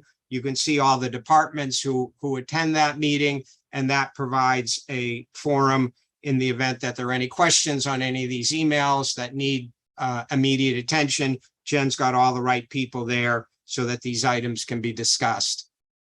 I'll stop there and ask if you want, Dave Fopper has joined us today. He can provide more detail on ServiceNow. It's a software platform in the cloud. It's probably about as far as I can go with it, but Dave can explain it to you if you want more details about how emails actually track through ServiceNow and how it functions. Would that be of any of assistance to the commissioners? So, Councilor Starr, I'm happy to get that overview. I do see Commissioner O'Brien and was first, and then Commissioner Broder each have their mutes off. So I would want to give them an opportunity to ask questions based on what you've already presented. Sure. So thank you, Attorney Starr, for your time today and any other DraftKings representatives. I do have to say I was a little underwhelmed by this submission, in particular what you're talking about in terms of regulatory communications. I know I've had some communications with Caitlin Monahan and IEB. I think that when we get to the end of it, might shed some more light in terms of what's helpful to IEB in terms of getting communications and not. But my biggest frustration was the lack of ownership in that description that you submitted to us, which is, it looked like one of the problems in the non-compliance event at issue in this order had to do with no one taking ownership. We would get reports that just said from DraftKings, from this department, and it was pulling teeth trying to get answers on who owned this. And I don't see this plan as anyone owning it. And so for me, you know, I'm happy to hear other conversations about some of the other things that you did. Happy to see that going forward, there will be no credit card usage. That should obviously be a huge mitigating effort in terms of future risk in this area. But from a broader compliance perspective, I'm a little frustrated with this. So before we go deeper diving into other descriptions, I did want to bring that forward, that one of the fundamental challenges that I think we had in this still exists in this plan. There is a lack of ownership in terms of who's writing reports, who's submitting them, who's the contact person / position specifically, rather than generic distribution lists or generic reports that we're getting. And so that's where I'm coming from. To me, I would like you to go back to the drawing board and take what I thought came out of the hearing, taking from what is me as one commissioner. I know Commissioner Broder wants to say something, Mr. Chair. I would at some point also ask for IB Director Monahan to chime in terms of the sort of the distribution list in particular and where they see this also. All right, Commissioner O'Brien. Commissioner Broder. Thank you, Mr. Chairman. I'm not sure I share that concern. My question's a little bit more generic. I'm wondering about the ServiceNow product. Is that something that was developed in-house, or is that a third-party vendor? Dave, you want to take that one? Sure. Thank you, sir. This is a third-party vendor. ServiceNow is a major player in the this platform space for software. I think their market cap's around $175 billion. So just to give you kind of scope and scale, they work with a number of Fortune 500 and publicly traded companies. And specific to this kind of Yes. management of electronic communications, that's kind of their. Yep, that is their specialty, and the platform that the company really has built itself on is the platform we've integrated to support this function. And presumably, there's a great deal of tailoring to your specific needs. Yes. Yeah. And sorry, I was just going to say yes, and that is where our compliance staff has been able to develop this in a way to make it as efficient as possible, as well as to ensure that there's the appropriate level of oversight and monitoring. And it's fair to say that given Commissioner O'Brien's concerns, you can share with us kind of those communication trees, or at least indicate whether or not, Chief of Compliance is on certain emails, or a little bit more about how ServiceNow functions. Yes, certainly. And I can do that right now if appropriate. I don't know if we wanted to address the prior question first. So Commissioner Skinner also has a question. The only reason I would prefer to let all the questions come out is that you may be able to deal with this in speaking about ServiceNow. Commissioner Skinner? Thank you, Chair. Notwithstanding Commissioner O'Brien's specific concern, I think the plan itself is generally sound. Attorney Starr, I'm happy that you touched a little bit on the education component of this plan, and I'd like Ms. Aguiar to further elaborate on what that entails, because if you remember, we spent a great deal of, or DraftKings internally spent a great deal of time among its team trying to identify just who the appropriate individuals were to take ownership. And this kind of relates to what Commissioner O'Brien is referencing of the matter. Nope, that's not us. That's not this department. That's not this team. Who is it? And that went back and forth a couple of rounds, right? So I would like to understand in the proper order what that education entailed, so that we can be assured that there is a clear communication tree. Also interested in sort of an overview of how the ServiceNow software works. I have a specific question relative to the logging, whether that's a manual process, and if so, who is responsible for entering in the emails manually, and what training had been given to them around which bucket the communication should go in. I think that's it for now. Thank you. Thank you. And Commissioner Hill, anything? I will honor Commissioner O'Brien's request and ask IAB Director Monahan if she has anything to ask before we get this information. Good afternoon. I guess I can put my quick comments sort of in the form of questions to be answered potentially during DraftKings presentation. So the first is the IAB does not generally send emails to distribution lists. It's usually sending emails to individuals at the company. So to the extent that's the case, how is DraftKings ensuring that an email going to one individual is making it into this database or spreadsheet or whatever it is for tracking? And then secondarily, I think the concerns that we have at first glance of this summary are ownership and audit function. So one, who is owning this database or spreadsheet? Who is responsible if something doesn't make it on? Who is responsible if something doesn't get to the right place? Basically, if we have another repeat of what happened for the facts leading up to the hearing. And then is there an audit function? Is someone taking a look at this every week, every 2 weeks, and making sure nothing has been missed, everything has gotten to the right place? Because I didn't see that specifically in the outline. But that's all I have to say. Thank you. Thank you, Director Monahan. I'll add in before you start. I'll try to make this simpler. There's still ownership to the line person to know where to send something. And I think you're hearing almost all of us express some sort of, we're being curious about that piece of it. And again, to varying degrees of how deep we want to go or how not deep. But, you sent an email, Tony, you sent an email to Jordan Maynard, right? And that email is supposed to go to Dean Serpa. How do you ensure that Jordan Maynard knows that email is getting to Dean Serpa? Where are the protections in place? Where are the, where are the communications in place? Where are the checks and balances? And, I'm sure that knowing someone like Jen, I know that, the buck will ultimately stop with someone like her. But, that's kind of, I think, what we're needing to hear. So I think, pardon me, I think that the questions from the commissioners and Caitlin, they started going to two buckets. And Jen, maybe you can take the education piece, particularly following up on Chairman Maynard and Commissioner Skinner's questions, is what's been the training process to create a culture so that individuals who do receive emails are bringing it to the right people within the organization.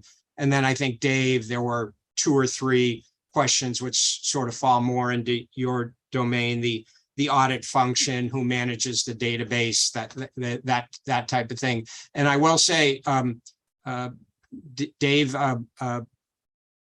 told me yesterday that if anyone, any of the commissioners or MGC staff would like him to come over at some point to the commission and walk you through how ServiceNow works, he'd be more than happy to do that. We talked a little bit about trying to do it on the screen today, and I didn't think it would be a particularly good use of time. And Dave is happy to come over if anybody has a specific interest in seeing how the software program works. Jen, do you want to take the first part? Yep, and I actually will take it one step higher first, and then kind of delve into the training piece. Ultimately, I think at this point, I am ultimately accountable for all of this. At the end of the day, if something goes wrong, I take accountability for that. So I think that's a shift from where we were in 2023. I may not have been involved as much in some of the day-to-day items, like the email that had come over regarding the credit card. However, that has changed, and I take full accountability for all of this. That being said, I think there's been a significant cultural shift, since 2023, more broadly in several ways. I think we really focused on breaking down kind of silos of communication, even within my team.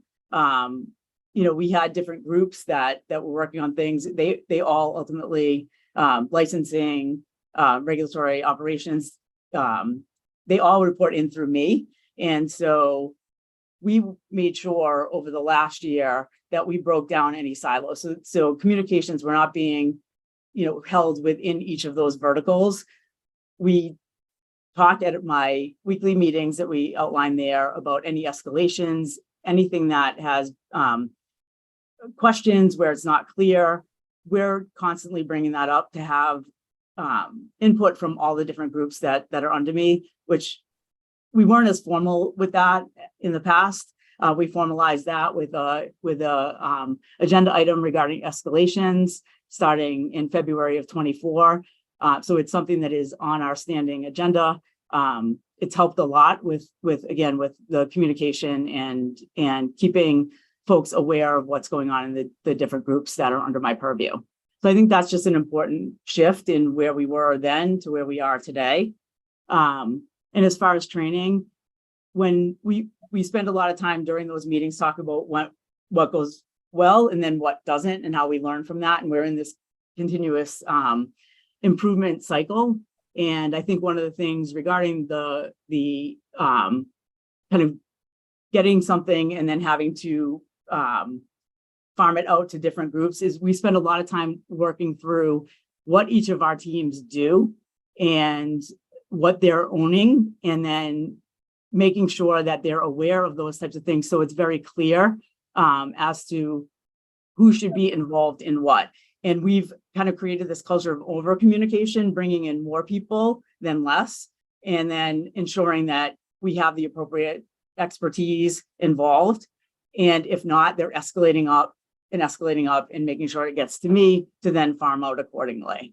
You know, as an overlay, we then we're lucky enough as a company to bring in ServiceNow, which I think kind of helps streamline that. Is it perfect? No, it's still, you know, relatively new, where we kind of piloted it with the regulatory operations group, but we're actually looking to enhance that through other groups soon. It's a phased rollout, but I do think it will help us. And in the future, there is the capabilities to use AI more. We have not got to that yet, but it does have the capabilities. So we really are making an investment to really ensure that we are taking this seriously. We're focused on it. We're trying to, as much as we can, take out the manual, sorting of these things, but we're not there yet. Technologically, we're just not there yet. So it's really about having the conversations with my team. I talk directly to my reports about how important it is to read the email, ensure that they're like taking it in, digesting what is being requested, and then it's getting to the correct teams. We had more formal like ServiceNow training on more of the execution, but really as far as like where it goes, it's really been about, we've done lunch and learns on every one of my departments so that everyone's aware of who does what, really the intricacies of each department. And I think fostering that culture of open communication, teamwork has, I think, really benefited the group. Could we still have a mistake? Potentially, but I think there's been more engagement and more, thought in really being clear on who they're including in the distributions and including in conversations if we need to, if there's lack of clarity or anything like that. And I've myself had these conversations with my direct reports, and even at our all hands meetings, we had an on-site last week. We're continuously reinforcing that message throughout the team. Chair, I have a follow-up question for Jen. Jen, thank you. I offer my appreciation for you taking responsibility and ensuring that the buck does stop with you. You're certainly saying the right things, but we will see whether the actions you've put in place are truly corrective. I didn't hear you say who is responsible for manually tracking or, logging the emails that come in. Perhaps I think Dave will get into that. Yeah. Okay, perfect. Thank you. Dave, do you want to take the technical aspects and actually, I'm sorry, Attorney Starr, could I just ask a follow-up question for Ms. Aguilar before we get into that? Kind of dovetailing on Commissioner Skinner's comments on, who tracks the entry of the emails. Who is responsible for entering and tracking any communication or requests that come by a public meeting, by a text, by a phone call, or face-to-face? Those are not tracked in ServiceNow at this time. Most of our traffic with the regulators to date have been via email, but we are not currently tracking phone calls or anything like that in ServiceNow. Okay, that's problematic for me if you're only getting this through one mechanism. My understanding is there's relatively frequent, telephone communications between us and your company as well. So that to me is also another area. Again, I'm asking for this to get fleshed out more. That would be another area I'd want more thought put into and more of a delineation of how that's going to work. We will certainly add that into the the discussion. And there may be a possibility to log that in. I'm not sure technologically if that is possible. We will find out and let you know.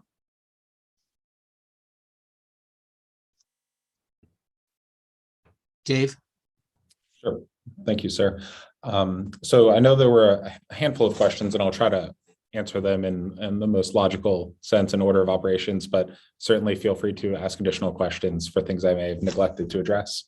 I know one of the first questions was really, how does it work, right? Is it manual? Is it automated? Just how does the system actually function?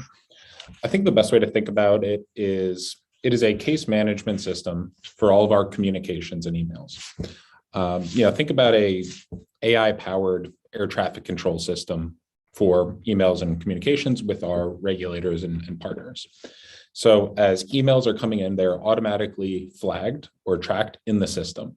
So Commissioner Skinner, if you were to email today, it would automatically populate in the case management system. It would be timestamped. There would be an auditable trail of this is exactly when the email was received. The system would then, based on your email and really your email domain, it would see that it's coming from the Massachusetts Gaming Commission.gov, and it would move it into a dedicated space for that environment. And then if there was anything specific, if it was regarding, say, a complaint or an incident or a general inquiry, it would be able to put it in the right queue. Dave? Yes. Sorry to interrupt you. Is that without regard to who the email is sent to, or does it depend, or does it rely on, the email going to the set distribution list that you've created? Great. Commissioner Skinner, great question. So that is dependent on it going to the a distribution list. Now, that said, if an email is sent to an individual, as Jen shared, we've all been educated to immediately send that to the distribution list so the tracking can begin. So if you emailed me, I could respond to you acknowledging that email and CC the distribution list to ensure it's tracked, or I can just immediately forward it to the distribution list and can be tracked there and managed that way. And at that point, if an individual forwards it to be internal to you, forwards it to the distribution list, is it at that point that ServiceNow, the case management software, picks it up? Yes, ma'am. It picks it up, and then from there, as any good control tower would, we have the ability for monitoring, reporting, oversight. We can see when things were received, when things are due, who has touched what. I know there's been a number of questions around accountability with the audit logs created. Once again, it's all automated, so you can see exactly David Foppert opened this email at 12:39 p.m. on Thursday, November 6th, responded with this, added this attachment. There's also an ability for our teams to add and update with statuses, right? So if it was an inquiry regarding, say, a report, and we are internally working with our analytics team or a product team, we can add a status, and then we can see as a management team, once again, from an oversight perspective, if there is a dependency on another group, and we could work with them to ensure the right information is getting to the right people, as well as to ensure things are being responded to in a timely manner. So I'll pause there and see if there are any questions just at a high level around the functionality itself. I'm still trying to understand what individual is responsible for the manual process. So and really who that person, who ultimately is responsible for that individual, because it seems like you're relying tremendously on a single individual. And in the case where Caitlin has already said that the distribution list doesn't really work for the IEB, or that's typically not how the IEB communicates. I'm just trying to understand, I'm asking you to try to reassure me that there won't be any lapses in the process when the email is sent to one individual within the organization. Yes, and I'll try to re-articulate it so that I can provide those reassurances, because as Jen alluded to, and as you could imagine through our corrective action plan, we've spent a lot of time and energy and resources putting this together. So yes, in the instance that a regulator elects to email an individual specifically, they are able to tag it or forward it into the case management system. That is the directive and guidance and coaching that has been given. And that's why we've also worked with our regulators to provide those distribution lists from a continuity perspective in case someone falls ill or is out of office or whatever it may be. From there, the ownership is on the compliance management team, and we have direct contacts. And I know many on this call are probably familiar with Abby Allen, who supports Massachusetts and the MGC on a number of inquiries and matters. So, for example, she would be the one who is going through and taking ownership of the responses to inquiries in coming from the MGC. And then from a leadership perspective, as noted, Jen is part of this, as am I, as are a number of our other senior leaders in compliance are all part of these distribution lists and have the ability in ServiceNow to view and review things that may be sitting for too long or becoming past due, or right, once again, trying to have the right governance in place to ensure that those things don't happen moving forward, and that there are clear accountable parties that own these and members of our management team, such as myself, who are responsible and accountable for if something is neglected or something is missed, ultimately, you're the accountable party. Dave, can you address the role of the gaming compliance associates after an email is entered into ServiceNow and it's in the distribution list? We have the gaming compliance associates providing sort of a monitoring role. I think that might help what Commissioner Skinner's inquiring about there. Yes, and in the instance that the MGC may have an inquiry, right, and emails DraftKings regarding a tax issue or finance or whatever it may be, the gaming compliance team is able to once again track that, capture that email, log in an automated fashion when it was received and who it needs to go to, and then update it based on if it was, say, a tax question. We are now working with our tax team to pull that information. It's being tracked. There's names of individuals who are part of this process. So from an audit perspective, you can see, David Foppert emailed John Smith on this date at this time with this request. John Smith replied on this date at this time with, X data, and then this is being provided back to the MGC. And each step along the way is a defined field from an audit perspective where you can see dates, times, accountable parties or people involved.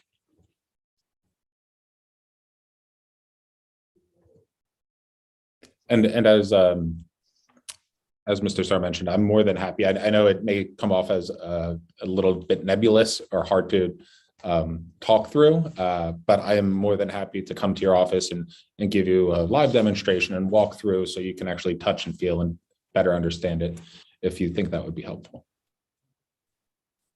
Let me send a random person in your organization an email first, okay? Sounds good. That was a joke. You don't have to be so defensive, DraftKings. Commissioner O'Brien.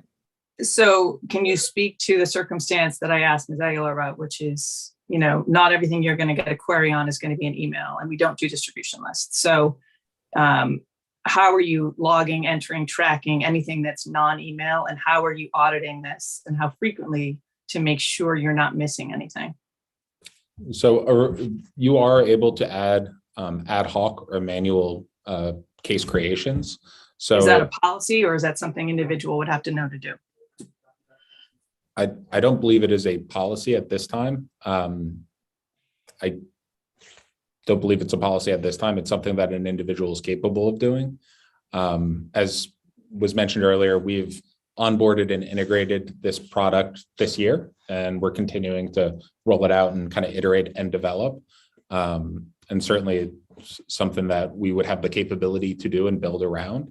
But the priority, given the volume of communications primarily do derive from emails, that has been the focus to this point.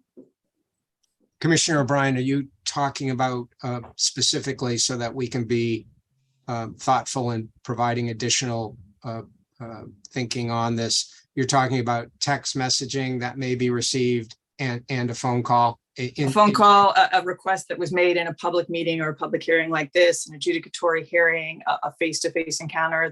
While most may come via email, even the incident we talked about, the first error really came from a phone call, right? Where there was a misdirect potentially on where to send the query as far as what you guys were asking for. you didn't necessarily give accurate information. So I'm concerned that that's not the only way you get communications. We don't do distribution lists, my understanding. And so that's a query that I think Ms. Monahan can have further conversations with you on, either publicly or after this meeting. But it seems like, while the system is great for tracking your emails, my question is, how do you audit to make sure that you're actually getting the forwarding and the input, particularly if it's not on a distribution list? And how do you track all the other communications that aren't email? Because while they may not be voluminous, they may be very important. Like maybe the really important phone calls are made with the thing that's got an urgency to it or an import to it. So. Understood.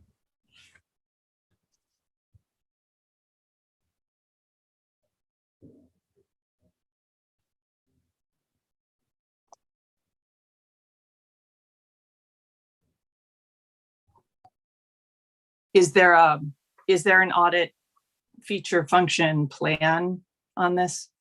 I don't know if that's for who that would. Sorry, just to make sure, Commissioner O'Brien, are you saying, is there an audit function or is there a audit design around it forward looking? Well, both. Does it have a function? And then do you guys have a plan to externally spot check, periodically, quarterly, like what's the audit plan to make sure this is capturing at minimum the emails it's designed to capture in the first instance? Yeah, so currently it does have an audit function. It's integrated into the platform and it's in an automated function. So there's no manual dependency there. From a ongoing kind of oversight and governance and monitoring, that is something that our management team, as myself, on a recurring basis, some daily, some weekly, are going in to evaluate, making sure things are in the right place.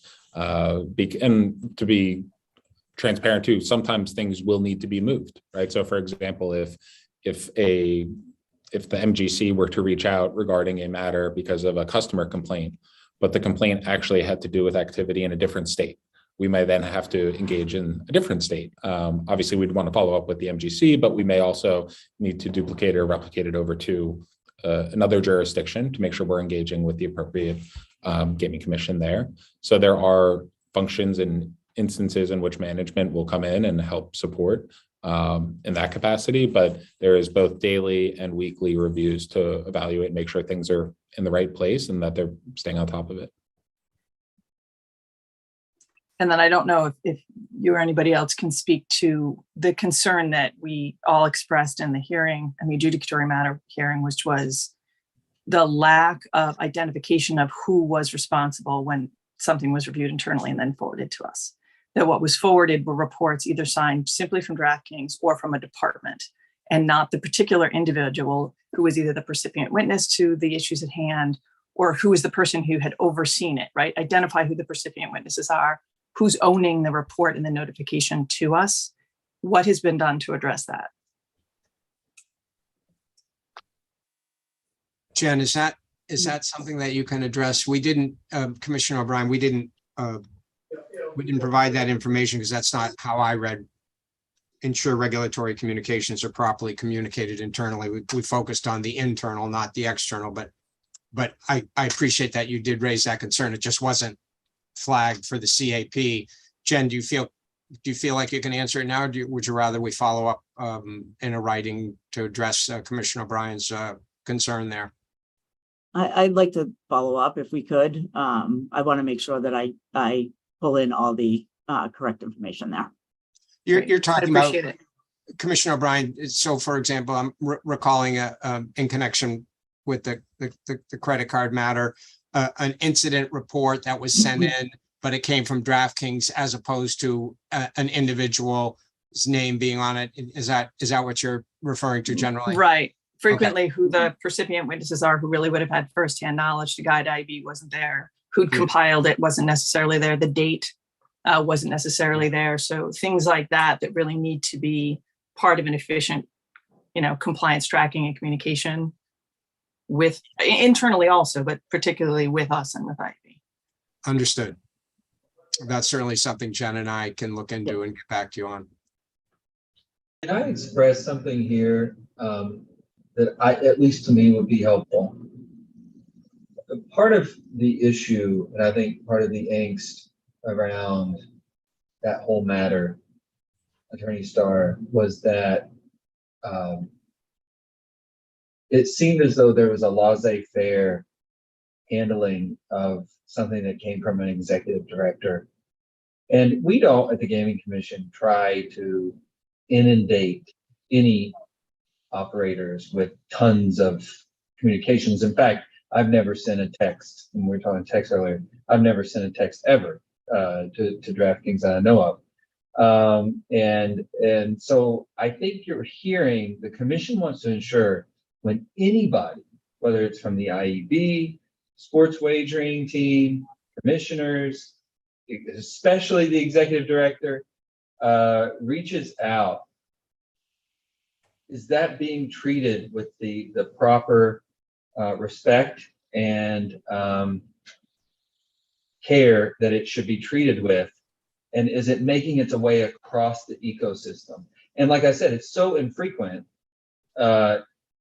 I would imagine building in functionality to track any time the commission reaches out to you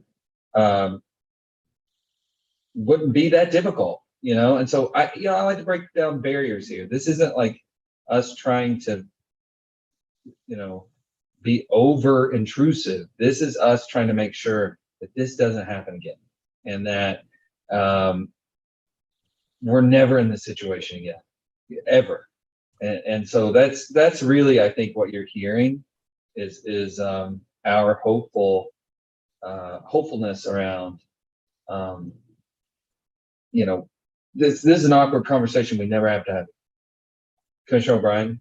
Yeah, and if I could just add to that, in addition to seeing that we kind of in the broader sense of the royal we, right, is to ensure that the communications with IEB in particular that probably do send text on occasion and calls, right? They're going to have far more communications than we as commissioners and even ED would be, that these can be expedited, right? Because there's a clarity to exactly who has the information, who's owning it, who's owning the notice, and making it, easier for them to be able to do their job as well, which I think benefits everybody.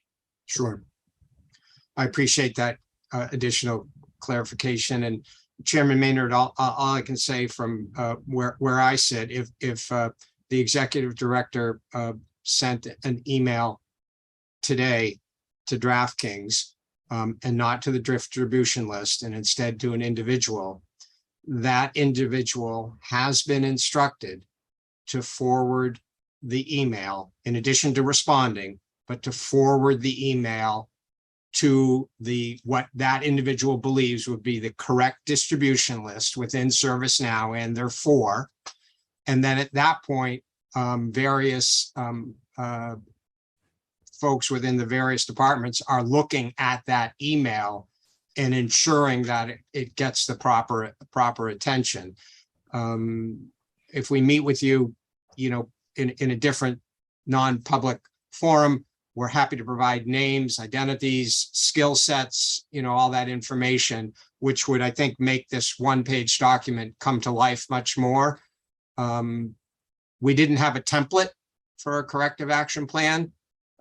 So we outlined the steps. We wanted to share the details today. We're happy to share additional details.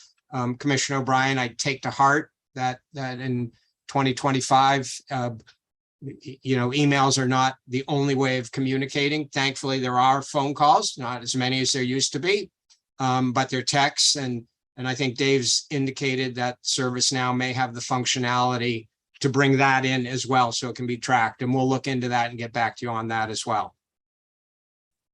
And I will just clarify one thing, Tony, that you said. Okay. If there is a sensitive email from an executive director or the commission that comes to me or anybody else, that would not go through ServiceNow. If there is a sensitive matter that is for my eyes only, that is something that I would not be sending through. So I just want to be very clear on that. So it doesn't get tracked as sort of, that other folks wouldn't. Grand jury matter one or something like that. Exactly. If there's something that does not require visibility or actioning from the team, if there's something sensitive, that is treated as a sensitive document. Okay, got it. And then I guess the only, at this point, whether I see Kathleen Kramer has her video now on. I don't know if Caitlin or Kathleen, you had any questions or anything else in terms of them going back and giving us more detail on some of the things we've talked about. Nothing from me. Sorry, Caitlin. I think if everything that we talked about today could just be memorialized, I think that would be really helpful. Again, in particular with regard to ownership and audit, that would be great. Yeah. Okay. Caitlin, we'd welcome an opportunity to speak with you separately and really hear directly from you any concerns you have about how communication is being received and addressed.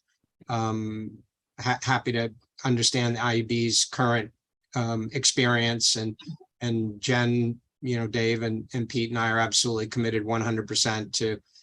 We want to be the licensee who you hold up as your best partner in terms of communication. So our door is open to have that conversation if you'd be willing to meet with us. Fantastic. Yes, we'd love to meet with you and we can work on setting it up. Thank you. Great. Thank you, Caitlin. I appreciate that. All right. I know there was no specific timeline on like greenlighting this, exactly this piece of it.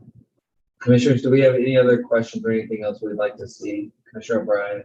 No, I just wanted to say thank you to the representatives from DraftKings, and I know Attorney Starr, you also came in the middle of the adjudicatory hearing and have stuck with it. So I just wanted to thank you all for the effort and the time as well. Thank you all for your time today. Yep, thank you. Yep, I want to reiterate the same. Thank you all, and to DraftKings, and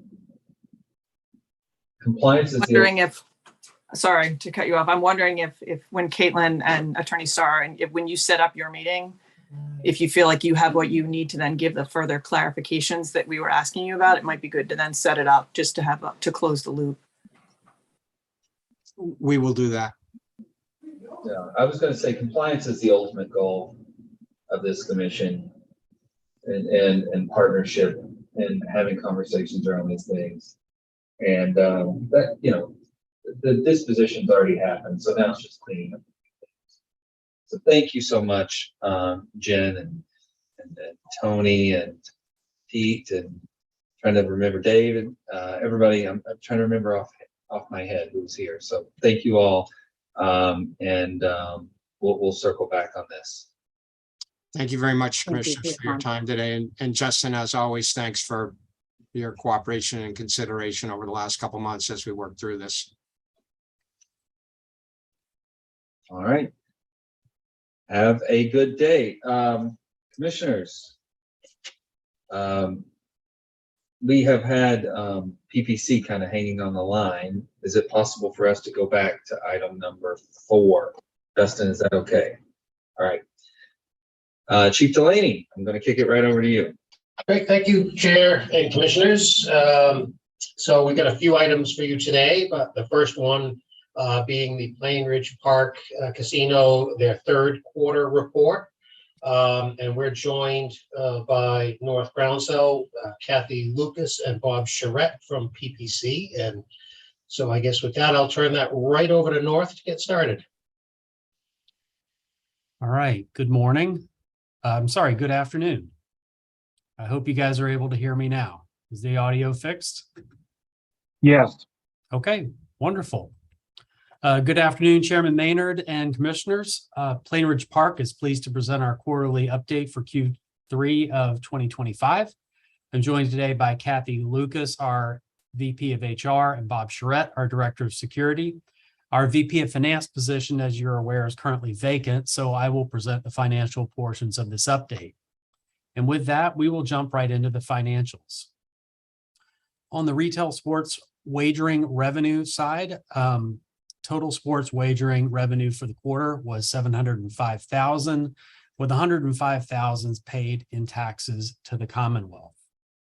As we look at gaming revenue, the casino side of the business saw increases compared to prior year, with net slot revenues of $44,716,000 and total taxes to the Commonwealth of 21,910,000. On the lottery sales side, as we look there, lottery sales increased both quarter over quarter and year over year. Quarter three sales were 666,000 compared to a prior year of 611,000. And there were no changes to any of our programming or placement of the lottery within the quarter. We believe this is mainly the result of some pretty large top awards that were available. Moving on to our spend by state, on qualified spend for Q3, we're a little over 1.15 million. And 67% of the qualified spend went to businesses located within the Commonwealth. If we look at that on a more local basis, of the 1.15 million, a little over 101,000 or 8% went to businesses located within our surrounding communities. That's an increase from the prior quarter that was around 7%. As we look at our vendor diversity goal is 21% of qualified spend, and we surpassed that this quarter with a total of 23%. While we exceeded our goals in total, we did fall short on WBE, and we expect to make that miss up in Q4 and that we will meet or exceed our targets for all categories for the full year. Compared to the prior quarter, total diverse spend was up about 10%. And this chart provides the actual spend numbers for the quarter. So that's everything on the financials. I will pass it to Bob Charette, and he's going to give you an update on our compliance data. Bob? North, before you do that, can I just have you go back? The drop in the WBE spend, do you have any sense? Was that the loss of a project, a vendor? So the WBE spend, it was really more a difference of timing of how things were flowing across those quarters.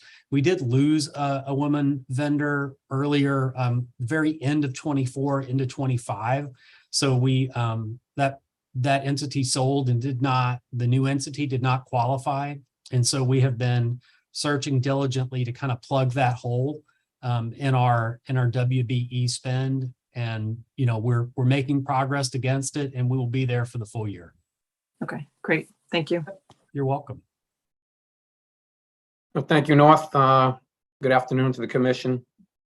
As you can view on our compliance slide, a total of 161 people were prevented from entering a gaming establishment in Q3.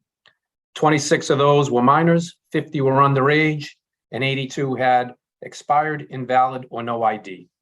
No minors or underage persons gained access to the gaming floor or the sports book during this quarter. There were no instances of minor or underage slot play, sport wagering, or alcohol service during this time.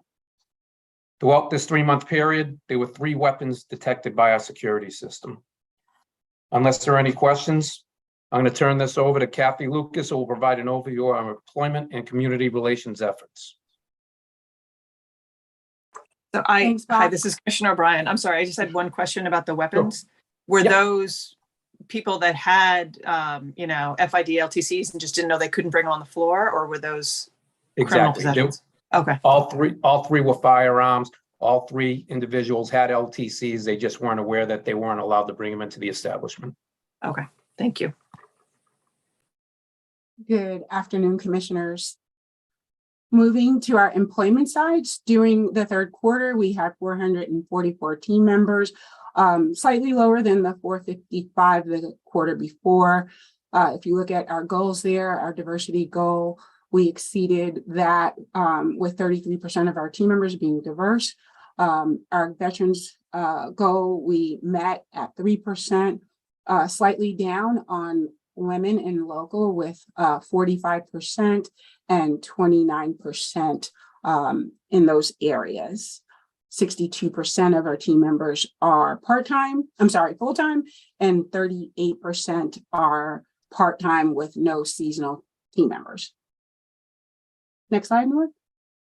All right, you'll see here in Sportsbook, we had 15 team members in the Sportsbook this quarter, 13% diverse, 0 veterans, 33% women, 27% local, and 67% full-time.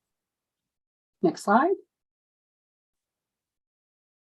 Supervisor and above, We have 85 team members that are on our leadership team. Of that, 17% are diverse, 4% are veterans, and 33% are women. Next slide. So on the next couple of slides, I'll share some of the highlights from our Q3 Plainridge Park Casino and Penn Entertainment Community and team member initiatives. The first slide features any development that we've done with our team members. So in here, you'll see the executive team. We met for our leadership development retreat to work on planning for the 2026 staff engagement, guest satisfaction, and then our overall effectiveness initiatives. You'll see we had a Red Cross CPR training and certification led by Amy Silver, who is our risk leader. Our LEAPs, which are leading at Penn interns, and then our local PPC interns worked on their summer capstone projects. We also had Six Sigma training for our managers. They were actually deep diving in Gemba and Kaizen exercises. We participated for the first time at a hospitality career fair at Boston University. It's a little bit out of our zones, but they have a lot of students that are international and are looking for casino opportunities. So that was a good one for us. We also each quarter acknowledge our Aces of Penn. So we had 5 team members that were acknowledged for going above and beyond, providing leadership, working in the community, or doing innovative things for the company. Next slide, Nord. On this slide, we talk about our engagement.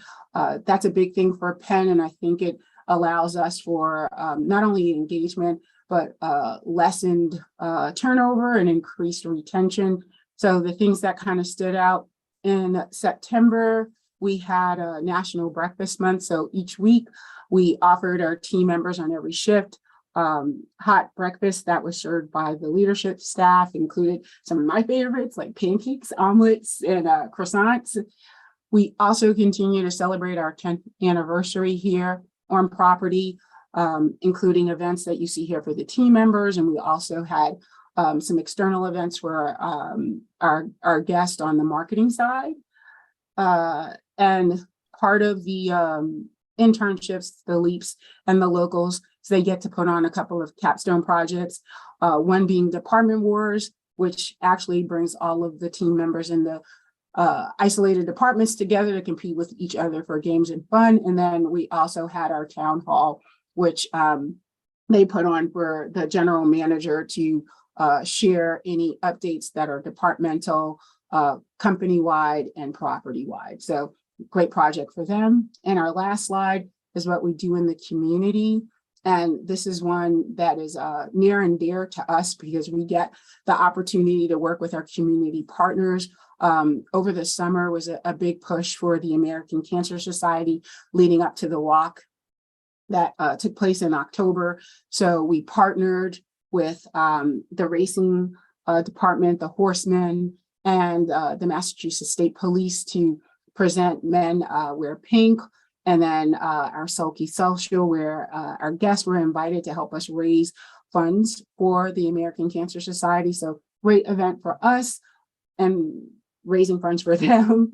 We also partner with the American Red Cross. We host the monthly blood drives along with doing the CPR certification as I shared. And finally, I guess probably the most daring one of the folks on my team, Jenna, is there with the Plainville Fire Department.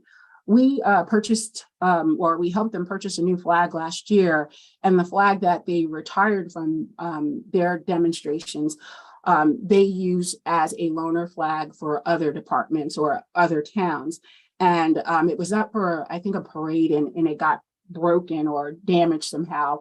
So we were able to repair that in our wardrobe department, replacing the grommets and replacing some stitching that got torn. And now that's back out, doing events.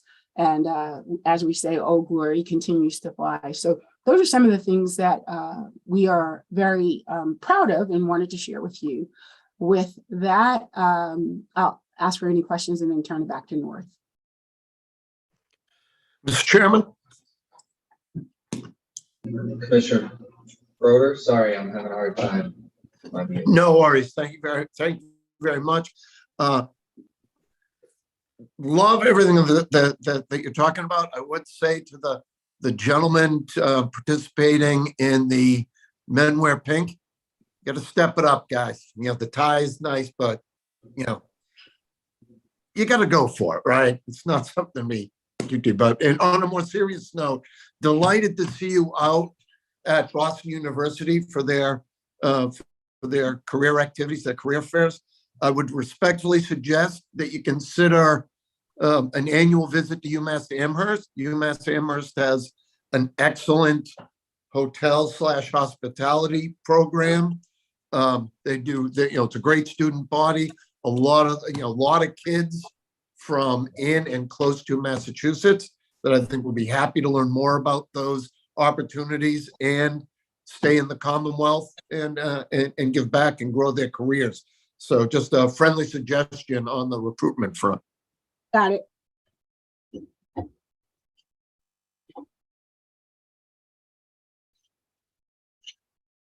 I support all the public schools in Massachusetts. So any of those partnerships are good. Anything else, commissioners? I'll just jump in with just a hello to everyone at PPC, some faces I haven't seen in a while. Lisa McKenney, it's good to see you. Kathy, it's always great to see you, and North as well. Mr. Charette, I don't remember you being on a prior meeting, although we have met in person at the property. And so if this is your first, is this your first? My second. It's your second, okay. Yes. My apologies for that, but welcome, because I don't remember you appearing before us previously. And I'll end with just congratulating you yet again on your partnership with the community. I do think that is a fantastic job that you do consistently. Always love seeing all the photos of your varying engagements. So keep up the good work, and even your in-house development projects. Really, really nice to see.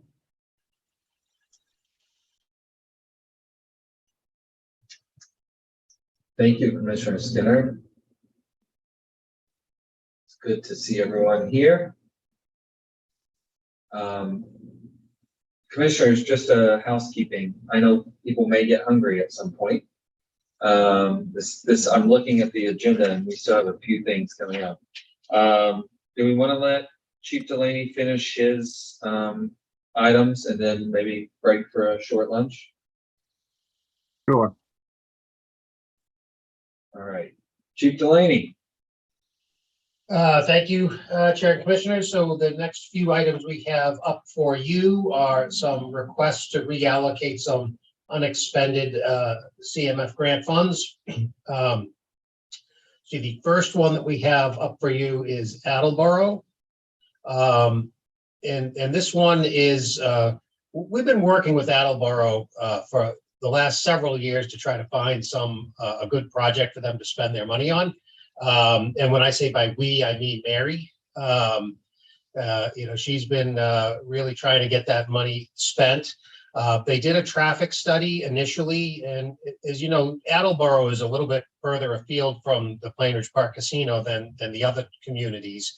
I mean, you have to go all the way through North Attleboro to get to Attleboro. So things like traffic impacts are not as significant as they might be in some of the other communities. But anyway, what they finally came up with is a tree planting program. This is very similar to a project we did a couple of years ago in Saugus. Tree planting can help mitigate pollution from increased traffic, reduce CO2 levels, heat island effects, and things of that nature. And we have determined in the past that is eligible for funding. So we are recommending that the city be allowed to use the $66,388 of reserve funds that they have left for that tree planting program.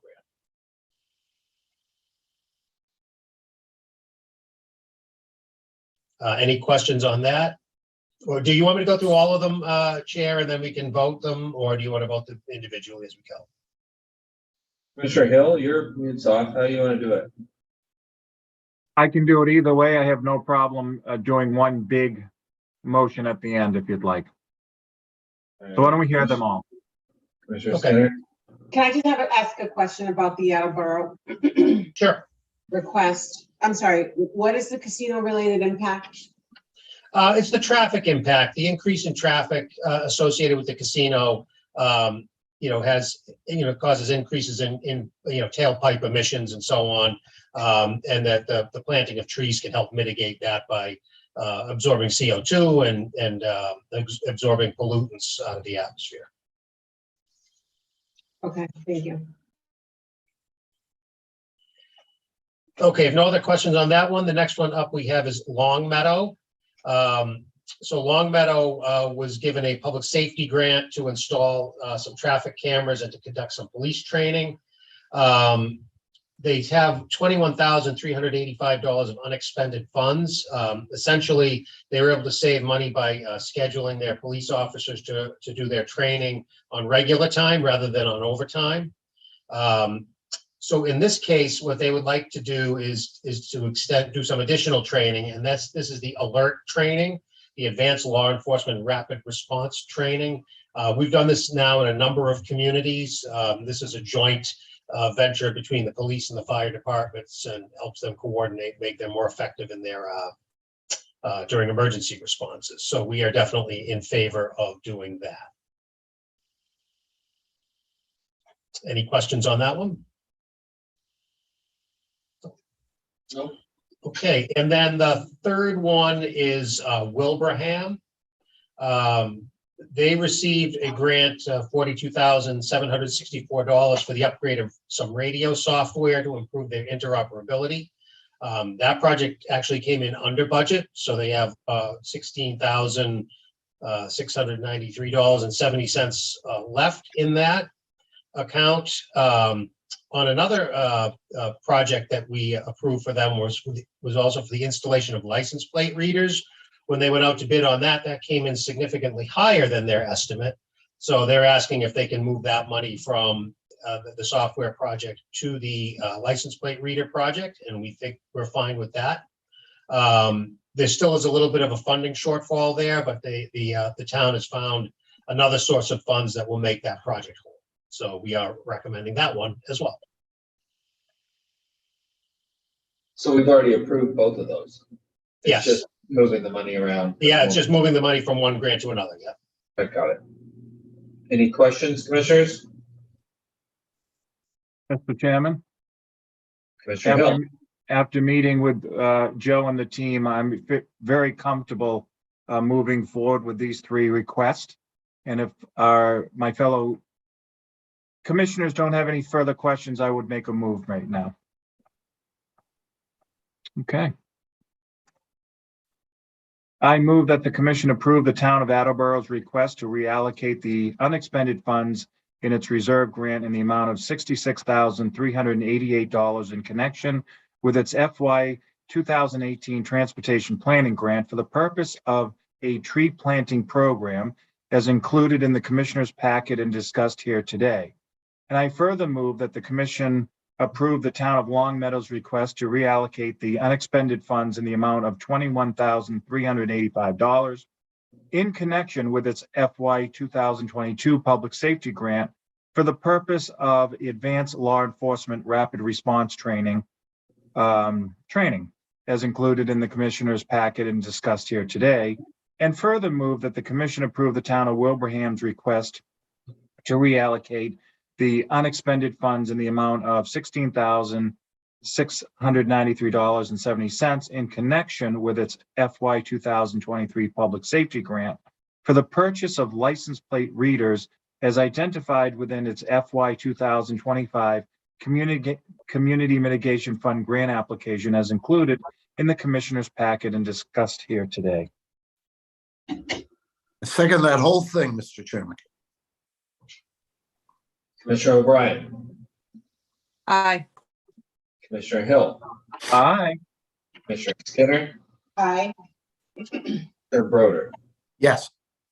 All right, congratulations, and I'm a yes, 5-0. Congratulations to Attleboro, Longmeadow, and Wilbraham. Okay, so the last item we have up for you today is for the approval of the FY 2027 Community Mitigation Fund guidelines. So at the last time we discussed this back in October, we went over the changes to the guidelines from the previous year, and we then put those out for public comment after that meeting. We kept public comment open for 2 weeks. We did not receive any public comments on the guidelines. So we have finalized those, and the only changes that were made to those were a few typos that we found and a little bit of formatting and things of that nature. So we're asking for the commission to approve those guidelines.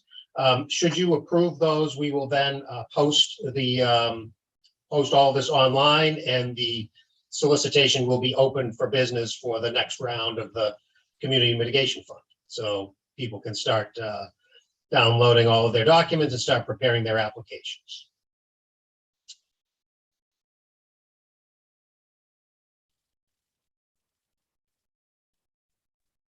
Mr. Chairman? I think someone else is making the motion, but I just wanted to publicly say to the team, once again, great process. Not easy what we're going through right now with the decrease in the funding. But I think moving forward, what we have agreed upon as a commission is the right way to go.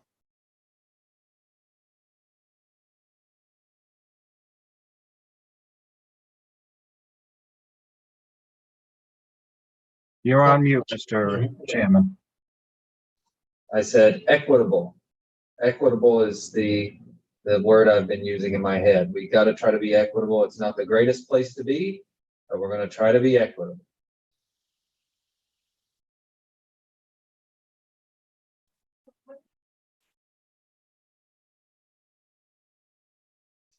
Do we have a motion?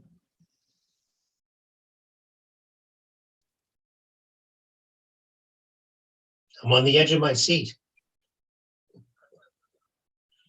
We may send it back, Chief Delaney. That's what I'm here. It's like, we're just going to wait, see who can hold out the longest. Due to the fact that I am overweight and waiting for my food, I will make. No, I'll do it for you, Brad. I was just teasing you. I was waiting for somebody else to jump in, not you.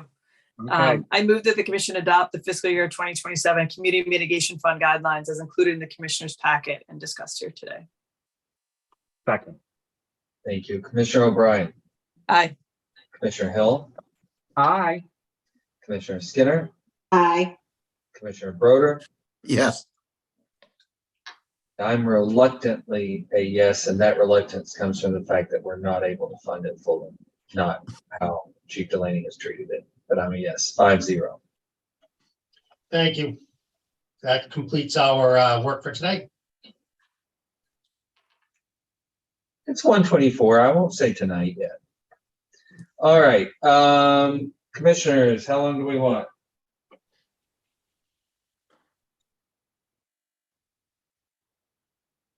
20 minutes, not too long. 20 minutes. Get back here around 1:45. All right. See you once soon.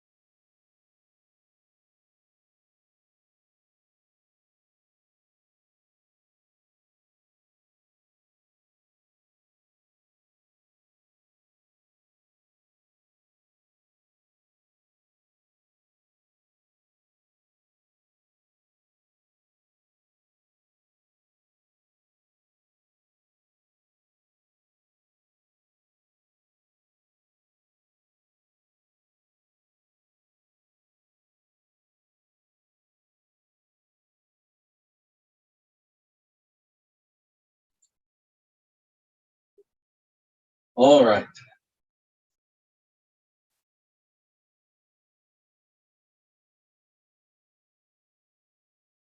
Get that screen in. Okay, I see Commissioner O'Brien, Commissioner Hill, Commissioner Skinner.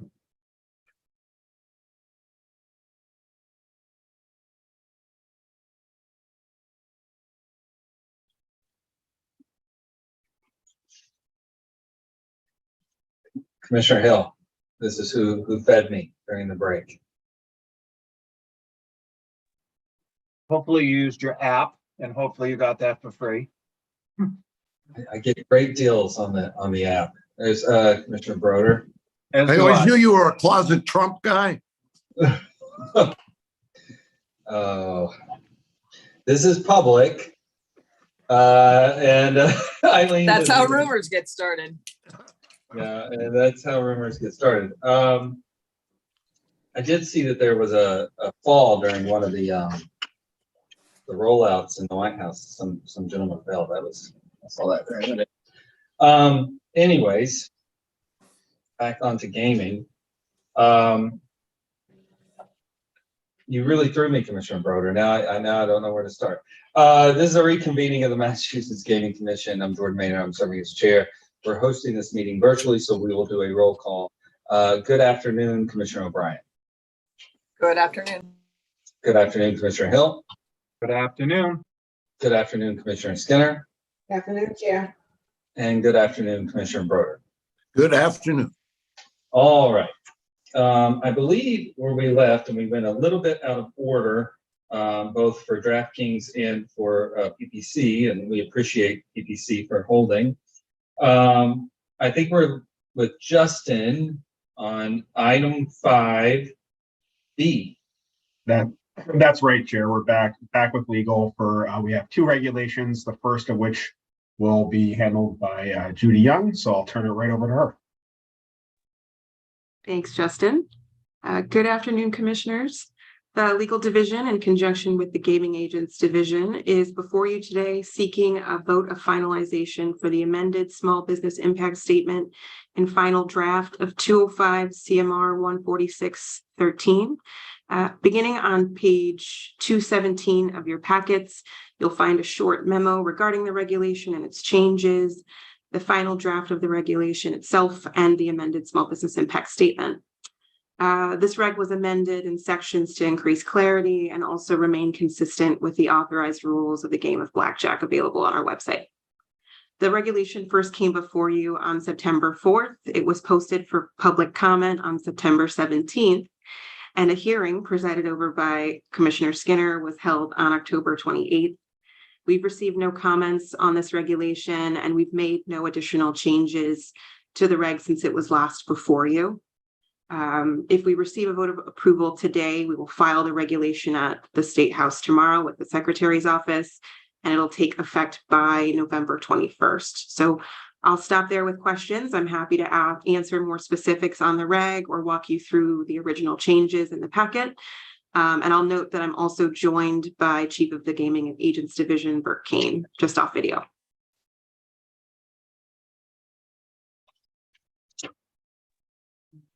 Mr. Chairman, I found everything to be very satisfactory, and the information that was given to us is pretty clear.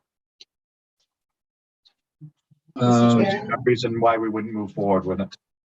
Absolutely. Commissioner Skinner? I am prepared to offer a motion if we're ready. I think we're ready. Hi, Judy. I move that the commission approve the amended small business impact statement and the draft of 205 CMR 146.13 as included in the commissioner's packet and discussed here today. And further, that staff be authorized to take the steps necessary to file the required documentation with the Secretary of the Commonwealth to finalize the regulation promulgation process. Second. Thank you. Commissioner O'Brien. Aye. Commissioner Hill. Aye. Commissioner Skinner. Aye. Commissioner Broder. Yes. And I vote yes, 5-0. Thank you, Judy, and thank you, team, for that one. Thanks very much. I will pass it over to Autumn for the next regulation. Hi, good afternoon. I'm here to bring back 205 CMR 238, section 48, for a final vote and review and approval of the amended small business impact statement. The regulation was initially before the commission on September 4th. You voted to go through the promulgation process. We've been going through the promulgation process, and we had a public hearing for comment on October 28th. We received no comments, and there have been no further changes. As Judy just said, if you vote to adopt the final version of this proposed regulation, we will bring it to the State House tomorrow, and it will be in effect on November 21st. Just a quick reminder and recap of what the change is that it allows additional payment methods, specifically wire transfers to the Sports Wagering Control Fund for expired tickets and wagers. Are there any questions? Questions, comments? Nope. Thank you, Autumn.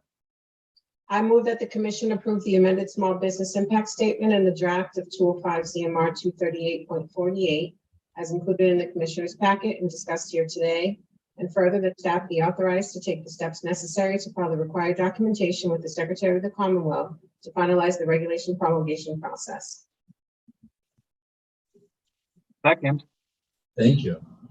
Commissioner O'Brien, Aye. Commissioner Hill, Aye. Commissioner Skinner, Aye. and Commissioner Broder. Yes. And I vote yes, 5-0. Anything else? Thank you, Autumn. Anything else for you, Councilor Stimpett? That's everything for legal today. Thank you, Chair. Thank you. All right. We are now going to move to the IEB. And for that, I believe we're going to speak with Director Monahan. Director Monahan. Good afternoon. I am feeling much better after lunch. So our first matter is a non-compliance matter for the commission's review and decision on next steps. And Enforcement Counsel Nate Kennedy is going to lead us on that. Good afternoon, Chair and Commissioners. Lieutenant Kennedy on behalf of the IEB. This matter is before the Commission for guidance on the IEB's next steps in addressing an instance of non-compliance. This instance of non-compliance comes from temporary Category 3 sports wagering operator Bally's Interactive, doing business as Bally's. Bally's offered wagering on Boston College football, a Massachusetts collegiate team, versus Stanford in a regular season game, obviously outside of tournament play. The IEB alleges these wagers are a violation of Mass General Law, Chapter 23N, Section 3, 205 CMR 247.012A2, and the Massachusetts Sports Wagering Catalog, which prohibits such wagers. Bally's accepted a total of 2 wagers on September 13th, 2025, for a total stake of $6. I can answer any questions, but at this point, I'd also just ask for the Commission's guidance on next steps. I can remind the Commission that the 3 options are to send this matter back to the IEB, set it up for an adjudicatory hearing, or to issue a civil administrative penalty under Chapter 223N, Section 16.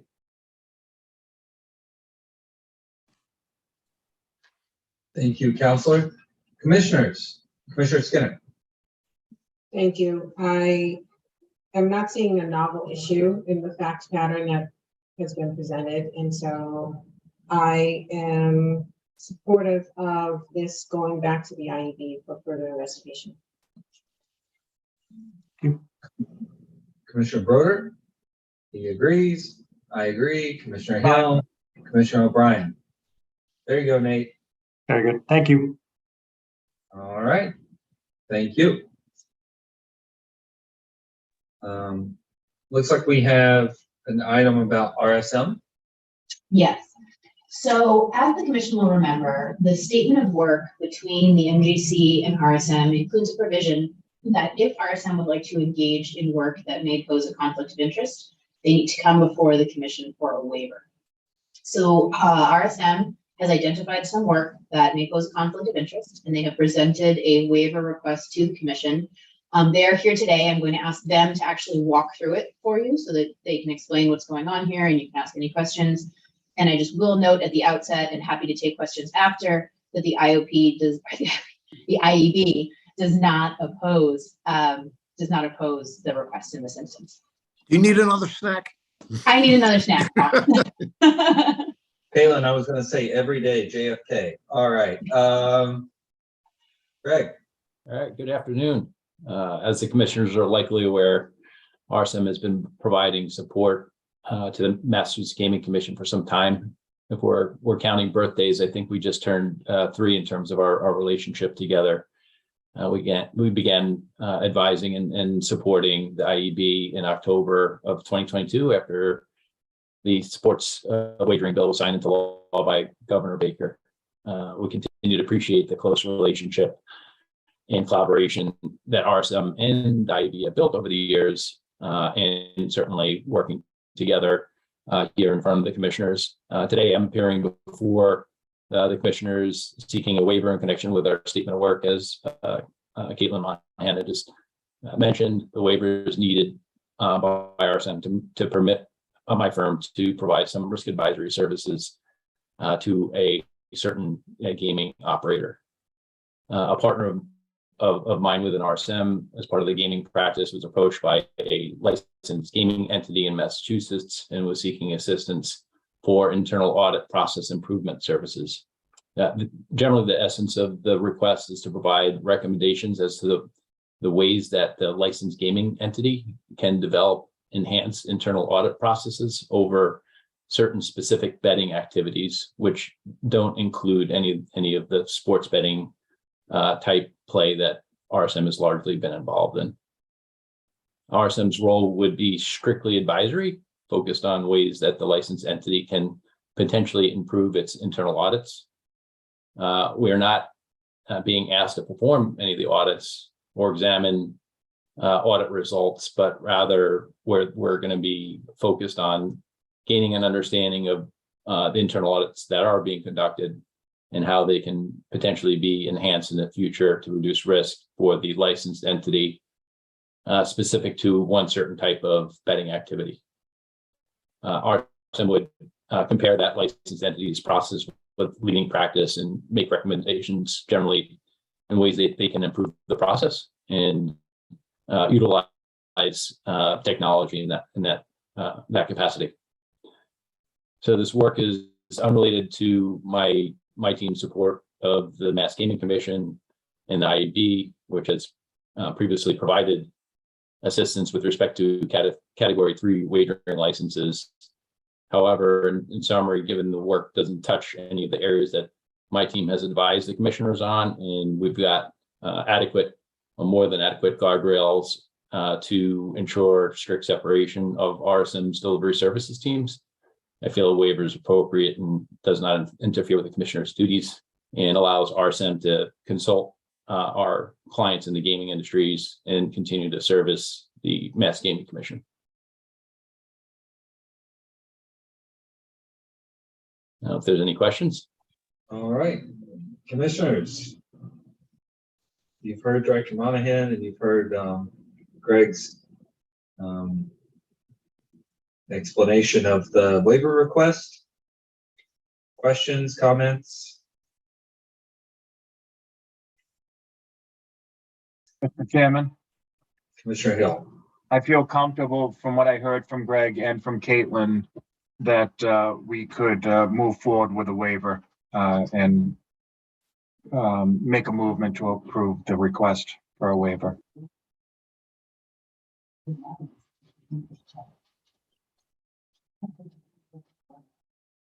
So with that said, I move that the commission approve RSM's request for a waiver of the conflict of interest provisions as outlined within the terms of the existing statement of work between RSM and the commission, as the work for which the waiver is requested will not create an actual or appearance of a conflict and will not call into question the integrity of services provided by RSM to the commission as detailed in the request included in the packet and discussed here today. And further, that staff be authorized to issue a written determination memorializing this approval, including any conditions as required by the statement of work or discussed here today. Do we have it? Second. Thank you. Commissioner O'Brien. Aye. Commissioner Hill, Aye. Commissioner Skinner, Aye. Commissioner Broder, Yes. and I vote yes, 5-0. Thank you, commissioners. Thank you. All right, Director Monahan, anything else? That's it for today. Thank you very much. Thank you. All right. We are now going to turn it over to the sports wagering division. I believe Chief Teresi or whoever is representing that division. Yes, good afternoon, Chair and Commissioners. We have just one set of house rules for you today, and for that, I will turn it over to Compliance and Operations Manager Stefan. Thanks, Carrie. Good afternoon, Commissioners. Yep, only one item today, and beginning on page 231 of your packet, it's a house rules update from Category 1 operator, Plainridge Park Casino, or PPC.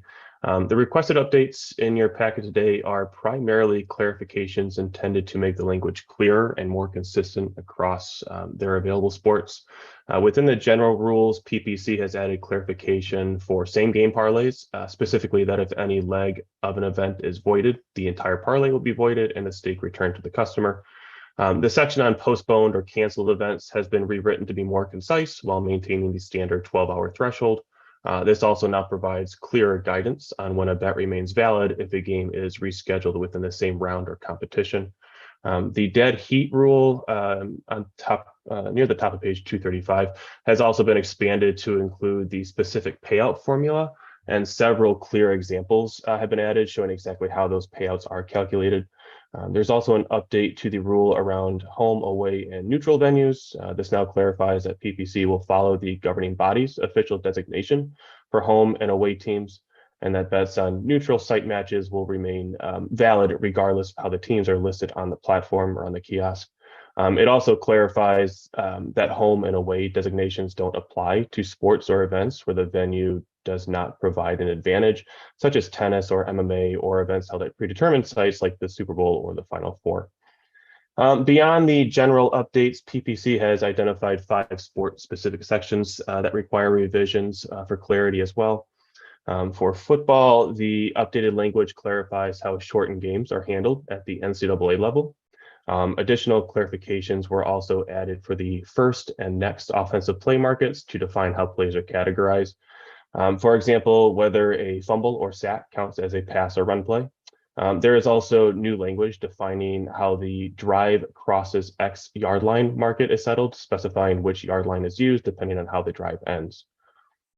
For baseball, settlement standards have been updated based on innings completed, aligning these rules with our other sportsbooks house rules for baseball. For basketball, the only addition here clarifies that if a match ends in a tie and no overtime is played, the market's odds or match odds market will be void. We found this to be a very rare occurrence, but it does happen from time to time in European or other overseas basketball matches. For boxing, the revised section adds clearer definitions of how different outcomes are classified, such as knockout, technical knockout, or decision types, and also specifies that if the scheduled number of rounds changes before the fight, any market tied to round count will be void. And then finally, for cricket, the rules for maiden and match and race to X runs markets have been removed, as PPC will no longer offer those markets. In summary, the sport-specific changes mirror the broader goal of the general updates. That's to simplify settlement rules, align PPC's procedures with the market norms, and provide greater transparency and clarity for their customers. So with that, our division would recommend the approval of these house rules today. Chair. Thank you. Commissioners, questions for Andrew or? So I had a question for Andrew, Mr. Chairman, but I think you answered it. I had never seen a tie in basketball before, but then you explained to us that, maybe over in the European leagues that it does happen. As you were talking, I was trying to remember if I had ever seen or heard of a basketball game ending in a tie, but apparently it does happen. Very rare occurrence, but just from quick research found that it does happen overseas. Yeah, never seen it here in America though. With that said, Mr. Chairman, I went through the rule changes and I don't have any issues with what they're proposing. I can tell you the NFL's coming up with a lot of ties this year in football, but not in basketball. Any other questions or comments, commissioners, on these house rules? All right. Do we have a motion?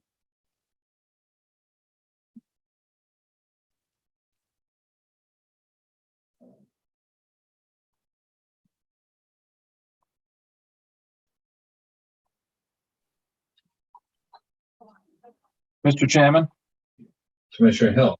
I move that the commission approve the updates to Plain Ridge Park Casino's house rules as included in the commissioner's packet and discussed here today. Second.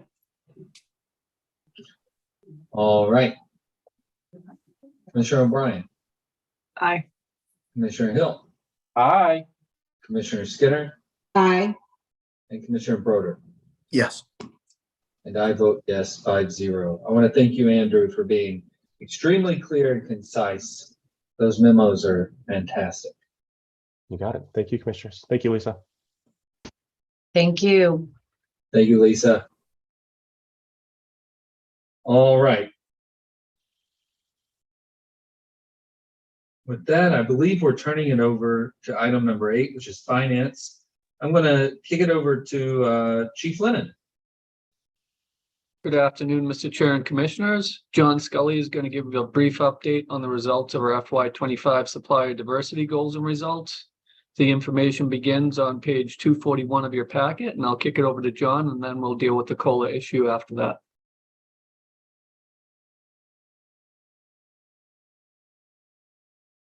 John, I don't think we can hear you from your microphone.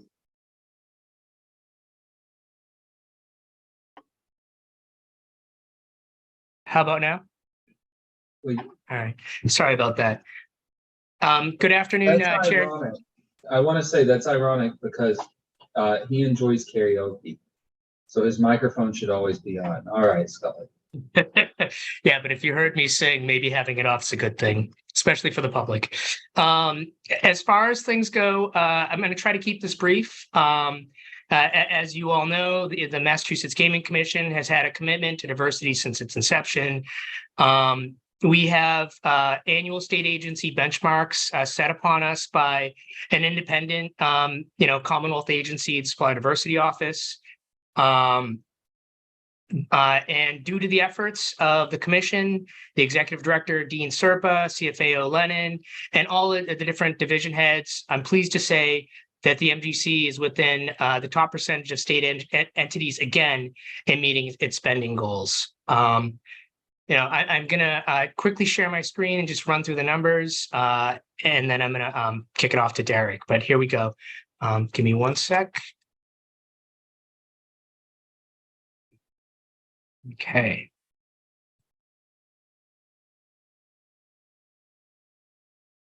All right. Can you guys see this? Okay, great. So again, like this is a bar chart, 100% at the top. We had, the SDO has 6 categories for spending that it tracks and has for certifications: minority business entities, women-owned business entities, veteran-owned business entities, small businesses in the Commonwealth, disability-owned business entities, and LGBT-owned business entities. As you can see from this bar chart, we hit 5 out of 6 of those spending benchmarks that were independently set upon us. And we not only hit them in most categories, we far exceeded them. So in the MBE spend, we 306% the target. Women-owned businesses spend almost 500% the target. The area where we do struggle a little bit, but year over year, we had a 65% increase in veteran spending, and this is just for direct spend. SDO has not come out with the official numbers for indirect spend, so this could be even higher. But we did increase 20% this year for veteran spend. Small business spend, we've almost 15x the target. Disability spend, we 2x the target. And LGBT spend, we almost 9x the target. And then, a little deeper dive into the actual numbers themselves. Here you can see these were the benchmarks that SDO had for us for spending for our discretionary spend for 2025. 21,000 or 22,000 for disability and LGBT spending. MBE was almost 600,000 was the benchmark they set upon us. Small business spending, almost 250,000 they set upon us.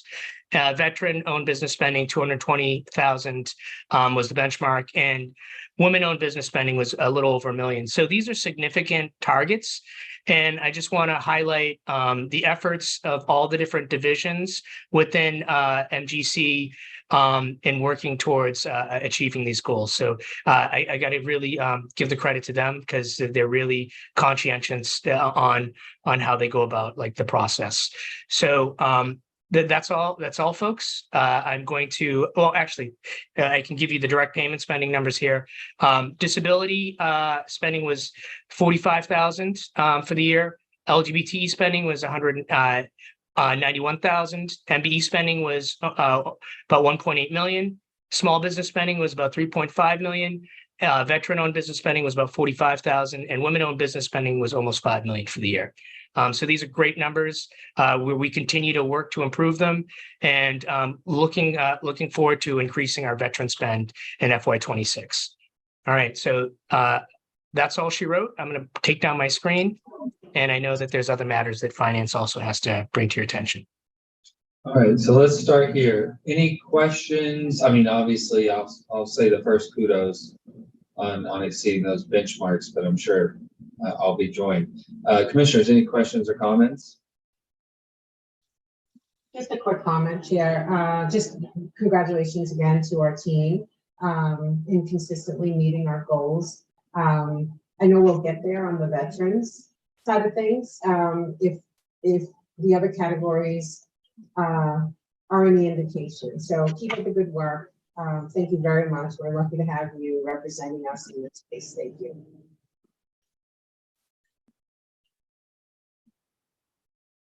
Thank you. Any other comments? All right. So I just have one thing to say on that matter, Chair. It is great to have the commissioners make such a huge importance with our licensees. It makes it much easier for the team here at MGC to really embrace these goals and provide business opportunities to the categories of businesses that the Commonwealth has chosen to really emphasize direct spending enhancements to. So just saying thank you to the commission. You make it very easy for us to meet the goals that are set by our oversight agencies with the importance you place on it, not only internally, but externally with our regulated entities. So thank you. Thank you, Chief Lennon, and always a great reminder that the commission has never abandoned its principles around being a more inclusionary organization, no matter what's going on in other parts of government. All right, and private sector for that matter. I think the next piece, Derek, are you going to, Derek or Edie Serpa, who's taking this one? Edie Serpa, your mute is off. Yep, I can start, and obviously Derek is here, but yep, important topic. Good afternoon, commissioners. Next on the agenda is the discussion of potential FY26 COLA salary adjustments for the agency staff. And I know this is something that we wanted to wrap up this month if we can. There was a memo in your packet, pages 243 to 247. Provides substantial background that Derek put together, which is a very good memo in detail on the topic. We've had some briefings on the matter. So with that said, Derek and I and his team are here, can answer any questions you have and hopefully get your direction on how you'd like to proceed. Commissioner Broder and then Commissioner Hill. Commissioner Broder. Thank you, Mr. Chairman. Appreciate the level of depth in the memo. It's really outstanding work. And I'm very pleased to see that all the options that are laid out can be accommodated within our contemplated budget, which is terrific. I have a preference for the I think it's option B, which is the 2 and 2.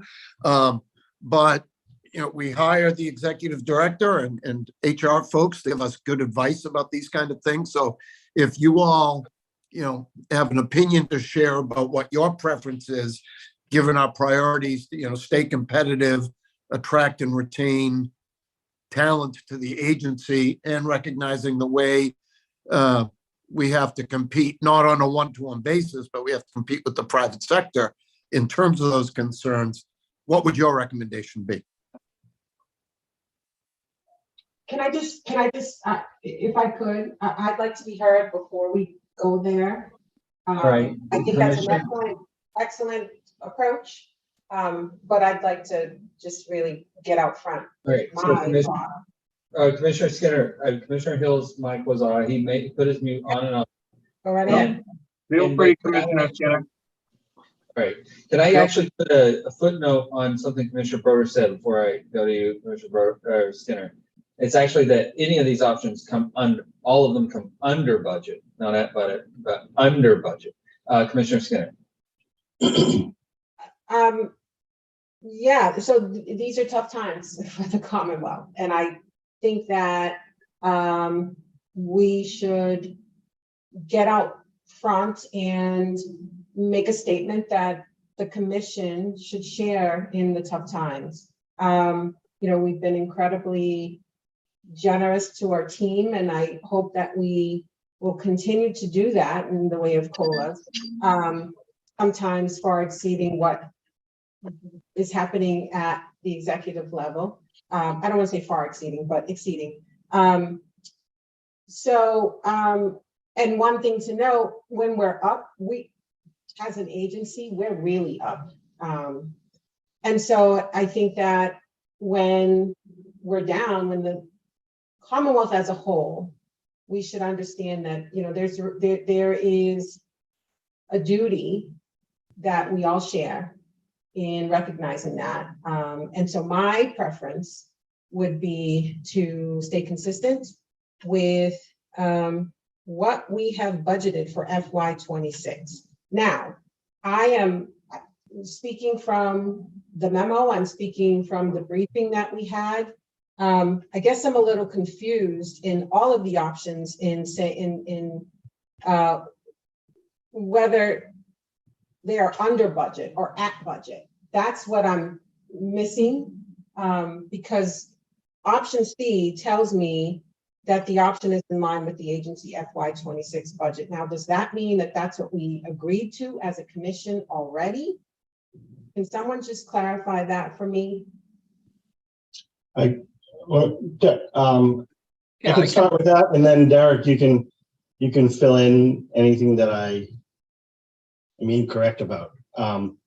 So commissioners, first, to answer Commissioner Brodeur, your question, I think my answer would be, our recommendation would be to be as closely in line with the philosophy of the 5 commissioners, right? I mean, in the end, that's where I would want to be, and I want to make sure that we're exemplifying what you're trying to accomplish as a commission.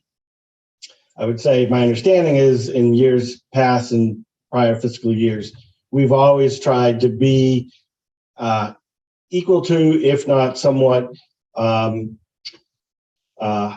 than or better than what's happening in the executive branch, but we've also always been acknowledged the fiscal responsibilities and difficulties of the executive branch at the same time. So maybe a long answer, but what's most important is that we're in line with what the commission would like as a philosophy. Commissioner Skinner, I think the answer to your question would be, and Derek, you can correct me if I'm wrong, but this is the distinction between dollars and percentages. But if you look at page 2, or I guess it's page 245 of the packet, there were dollars in the budget based on full employment of all the staff at the agency. So that comes out at like 443.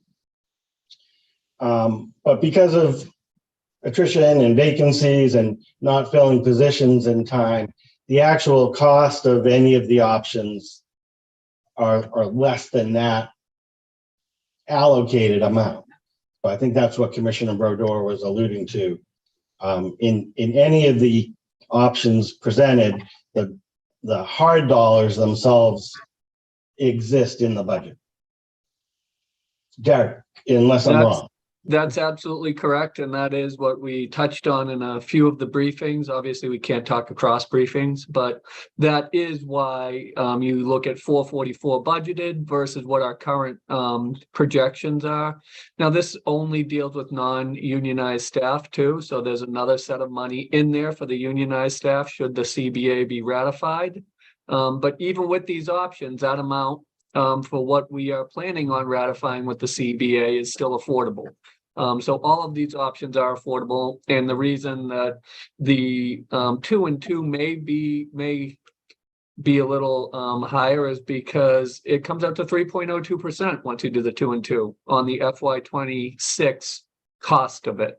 So it's still only 0.02% higher, and we still have vacant positions right now, which are accounted for in some of our turnover, but we have some high positions that are vacant right now. So that's why you see it being so affordable. Yeah. The other thing I want to make sure I point out, because it's not like we didn't think about this, Commissioner Brodeur, at the time. So one might ask, why did we pack the 3% number into the preparation of the budget? Because that was the actual, if you go back to last year in the executive branch, the dollars required to meet what they did was 3%. So we built that into the FY26 budget, but they did it in the same way that they're suggesting this year was 2 and 2. So you have to recognize that the calculation of 2 for 6 months and then another 2 for a second 6 months actually actualizes to 3.02. So you only need 3% if that's what you think is going to happen. I think that's likely what the logic was back when we were creating the budget for this year. And then, as far as philosophy and recommendation, I think we have always endeavored to treat the full agency the same. So that would be one thing I would say, and that's it. Can I ask a follow-up question, a technical one? Can I just close out, Commissioner Brodeur? Sure. Thank you. Thank you, Derek and Dean, for your response. I'm still with option number C, because what's being presented, as far as I'm concerned, in support of it is the clearest justification for the COLA. I mean, I understand the rationale and the benefits to the other options, but for me, option C makes the most sense because it is the most justifiable on paper, and the easiest to explain. Commissioner Brodeur. Thank you, Mr. Chairman. I want to make sure I think I'm right, but I want to make sure. So when we set salary, again, within the budget plan that we have, if we don't fully expend those funds, at the end of the day, the surplus would go back to the operators, not back to the general fund. Is that correct? Absolutely correct. So unlike the difference between our action, I'm not suggesting we be profligate spenders or not respect those concerns of the operators, but align executive branch agency, and I know Commissioner Skinner's been GC at one, I've been GC at one. That money can go somewhere else to support other endeavors of the Commonwealth, particularly in these challenging times, given particularly some of the risks that we're at in terms of not seeing federal funding. But that is not the case here. Like that. So again, I do think we want to be prudent, but the the calculus, folks should understand that this money would not go back to the general fund to allow us to do, or allow the Commonwealth to do more for its residents. That's correct. The only other thing Go ahead, Edie Serpa, and then Commissioner Hill. I'm sorry, the only thing I was gonna make sure that I pointed out, because we did in some of our conversations previously, and not from a perspective of advocacy, I just want to make sure there's a full set of information that everybody is using, is I want to remind that if you, at the top of the memo, talking about what is happening at the executive level, is the majority of people are getting the 2-2, right? Because 90% or so are covered by one of the CBAs. And that's it. I just wanted to make sure that we didn't lose sight of what is happening at the executive branch. There's a subset there where that's not the case. It's not a one-for-one comparison. We're trying to get as close as we can with these options, is what I'm hearing, in some of the options. Commissioner Hill, you had a statement or a question? For all the reasons that have been stated by Commissioner Skinner, I too am for putting forward option C. I think it's cut and dry and to the point, which is what I like. Before I became a commissioner, very seldom did I ever see 2 and 2s. I always saw, here's the number for the year. So, I come from that school of thought. So for me, I try and make things as simple as possible. And I think C is that option. And for the reasons that Commissioner Skinner had put forth earlier, I actually agree with her. I pulled out my TI 83 Plus Silver Edition and understand that the 2 and 2, Commissioner Hill and Commissioner Skinner, is actually closer to what the executive branch is doing. So I'm probably going to go with B and Commissioner Broder. So I'm going to let Commissioner O'Brien. See, Commissioner O'Brien, you have all the power. Let's take a 5-minute break and let the staff call you. Something else in the mix. I could be the lone vote somewhere else, which was kind of what I was thinking. I agree with Commissioner Skinner and Commissioner Hill in terms of fiscal responsibility. I hear what you're saying, Commissioner Broder. It's not tax money in the sense that it reverts back to the general fund, but it is money we still need to be fiscally responsible for. And it goes back to licensees who are, paying a lot to do business in the Commonwealth. And so I'm loath to treat it differently in that regard.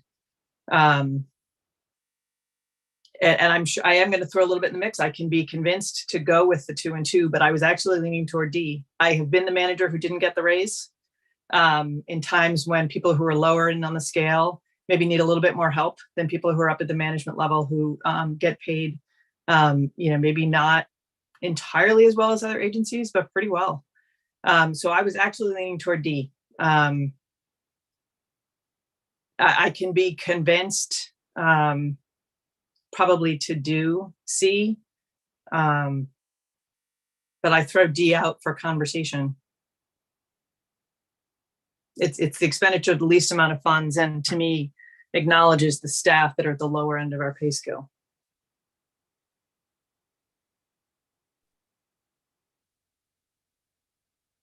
So I didn't solve it for you, Jordan.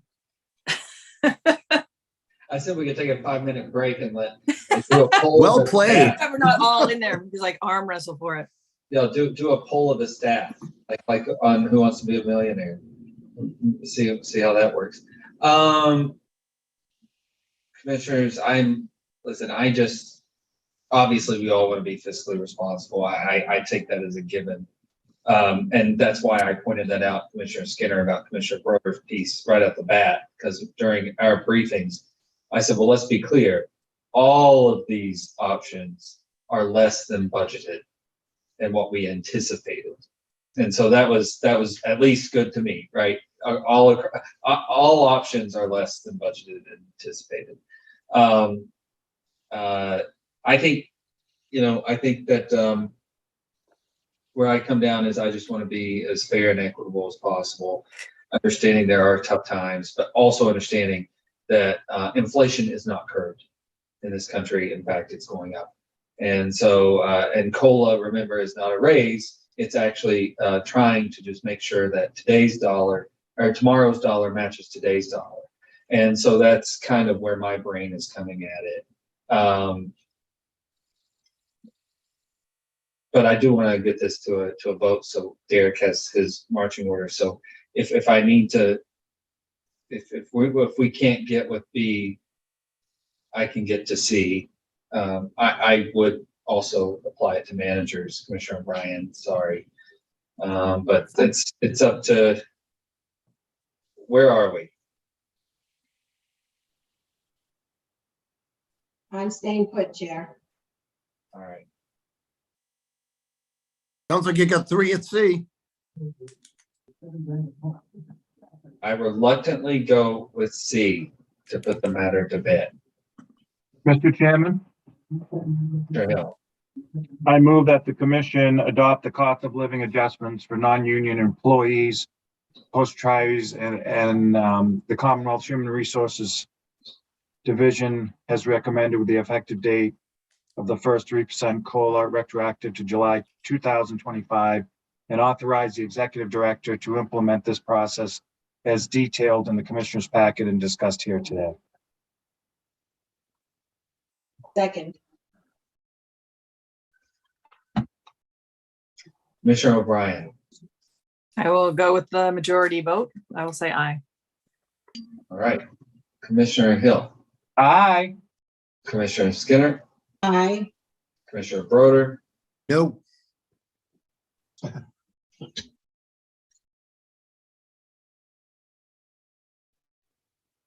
said I would vote yes, but Yeah. want Yeah, to. you did. Because I got to thinking D sounded better. All right, I vote yes. We'll close it out. Thank you, Commissioners and Chair. I do want to Absolutely. point out, if you look at the very bottom of that memo, you are still giving more this year again to the staff than you all got, which is similar to last year. So I appreciate it. Thank you. I hope the staff sees it that way as well. So thank you. We are very well paid, but that is appreciated. Absolutely. In the end, regardless of the option we choose, we understand the thoughtful conversation and appreciate your willingness to do any of the above. Thank you. I hate doing this part in public. If we could only get a carve out. If we have a legislative director, I would ask them to go up and get us a carve out on this, but that's all. But I'll yell at you later for that, Dean Sarpa. All right. So with that, commissioners, anything else there? Thank you to you and John Scully, and that was fantastic news on our diversity spend. We appreciate that. Look forward to seeing how that ends out the year. All right, commissioners, I know that I briefly touched on the ESPN issue in the beginning, but other than that, I don't think I have anything else. Do we have any commissioner updates or any other business? I have a brief one, Mr. Chairman, because as you know, we've been had the opportunity to go to various places and talk about some of the Community Mitigation Fund achievements over the last fiscal year. I just wanted to let folks know that here in the city of Melrose, the Project Pop-Up funds are currently being put to use right on Main Street to give opportunities to some non-traditional businesses to get a little bit of brick and mortar exposure with some support from commission funds. I think there's a couple other communities that are doing that as well, and it has been very well received, both by the residents and the local Chamber of Commerce. Sounds good. Commissioner O'Brien. Nothing really other than reiterating for anybody who was not there for the PPC renewal adjudicatory hearing. I did go down for the racing last week, even though the weather wasn't great. Never seen that many horses in the barn. Hats off to our racing team and the PPC crew. Everything was seamless. Track was in great shape. They do a really great job down there. So always love going down, even with the weather not being great. So It's always fun to be down there. Yep. Anything else? Do we have a motion to adjourn? So moved. Second. Thank you. Commissioner O'Brien, Aye. Commissioner Hill, Aye. Commissioner Skinner, Aye. Commissioner Broder, Yes. and I vote yes, 5-0. All right. Everyone enjoy the rest of your day. Here, here.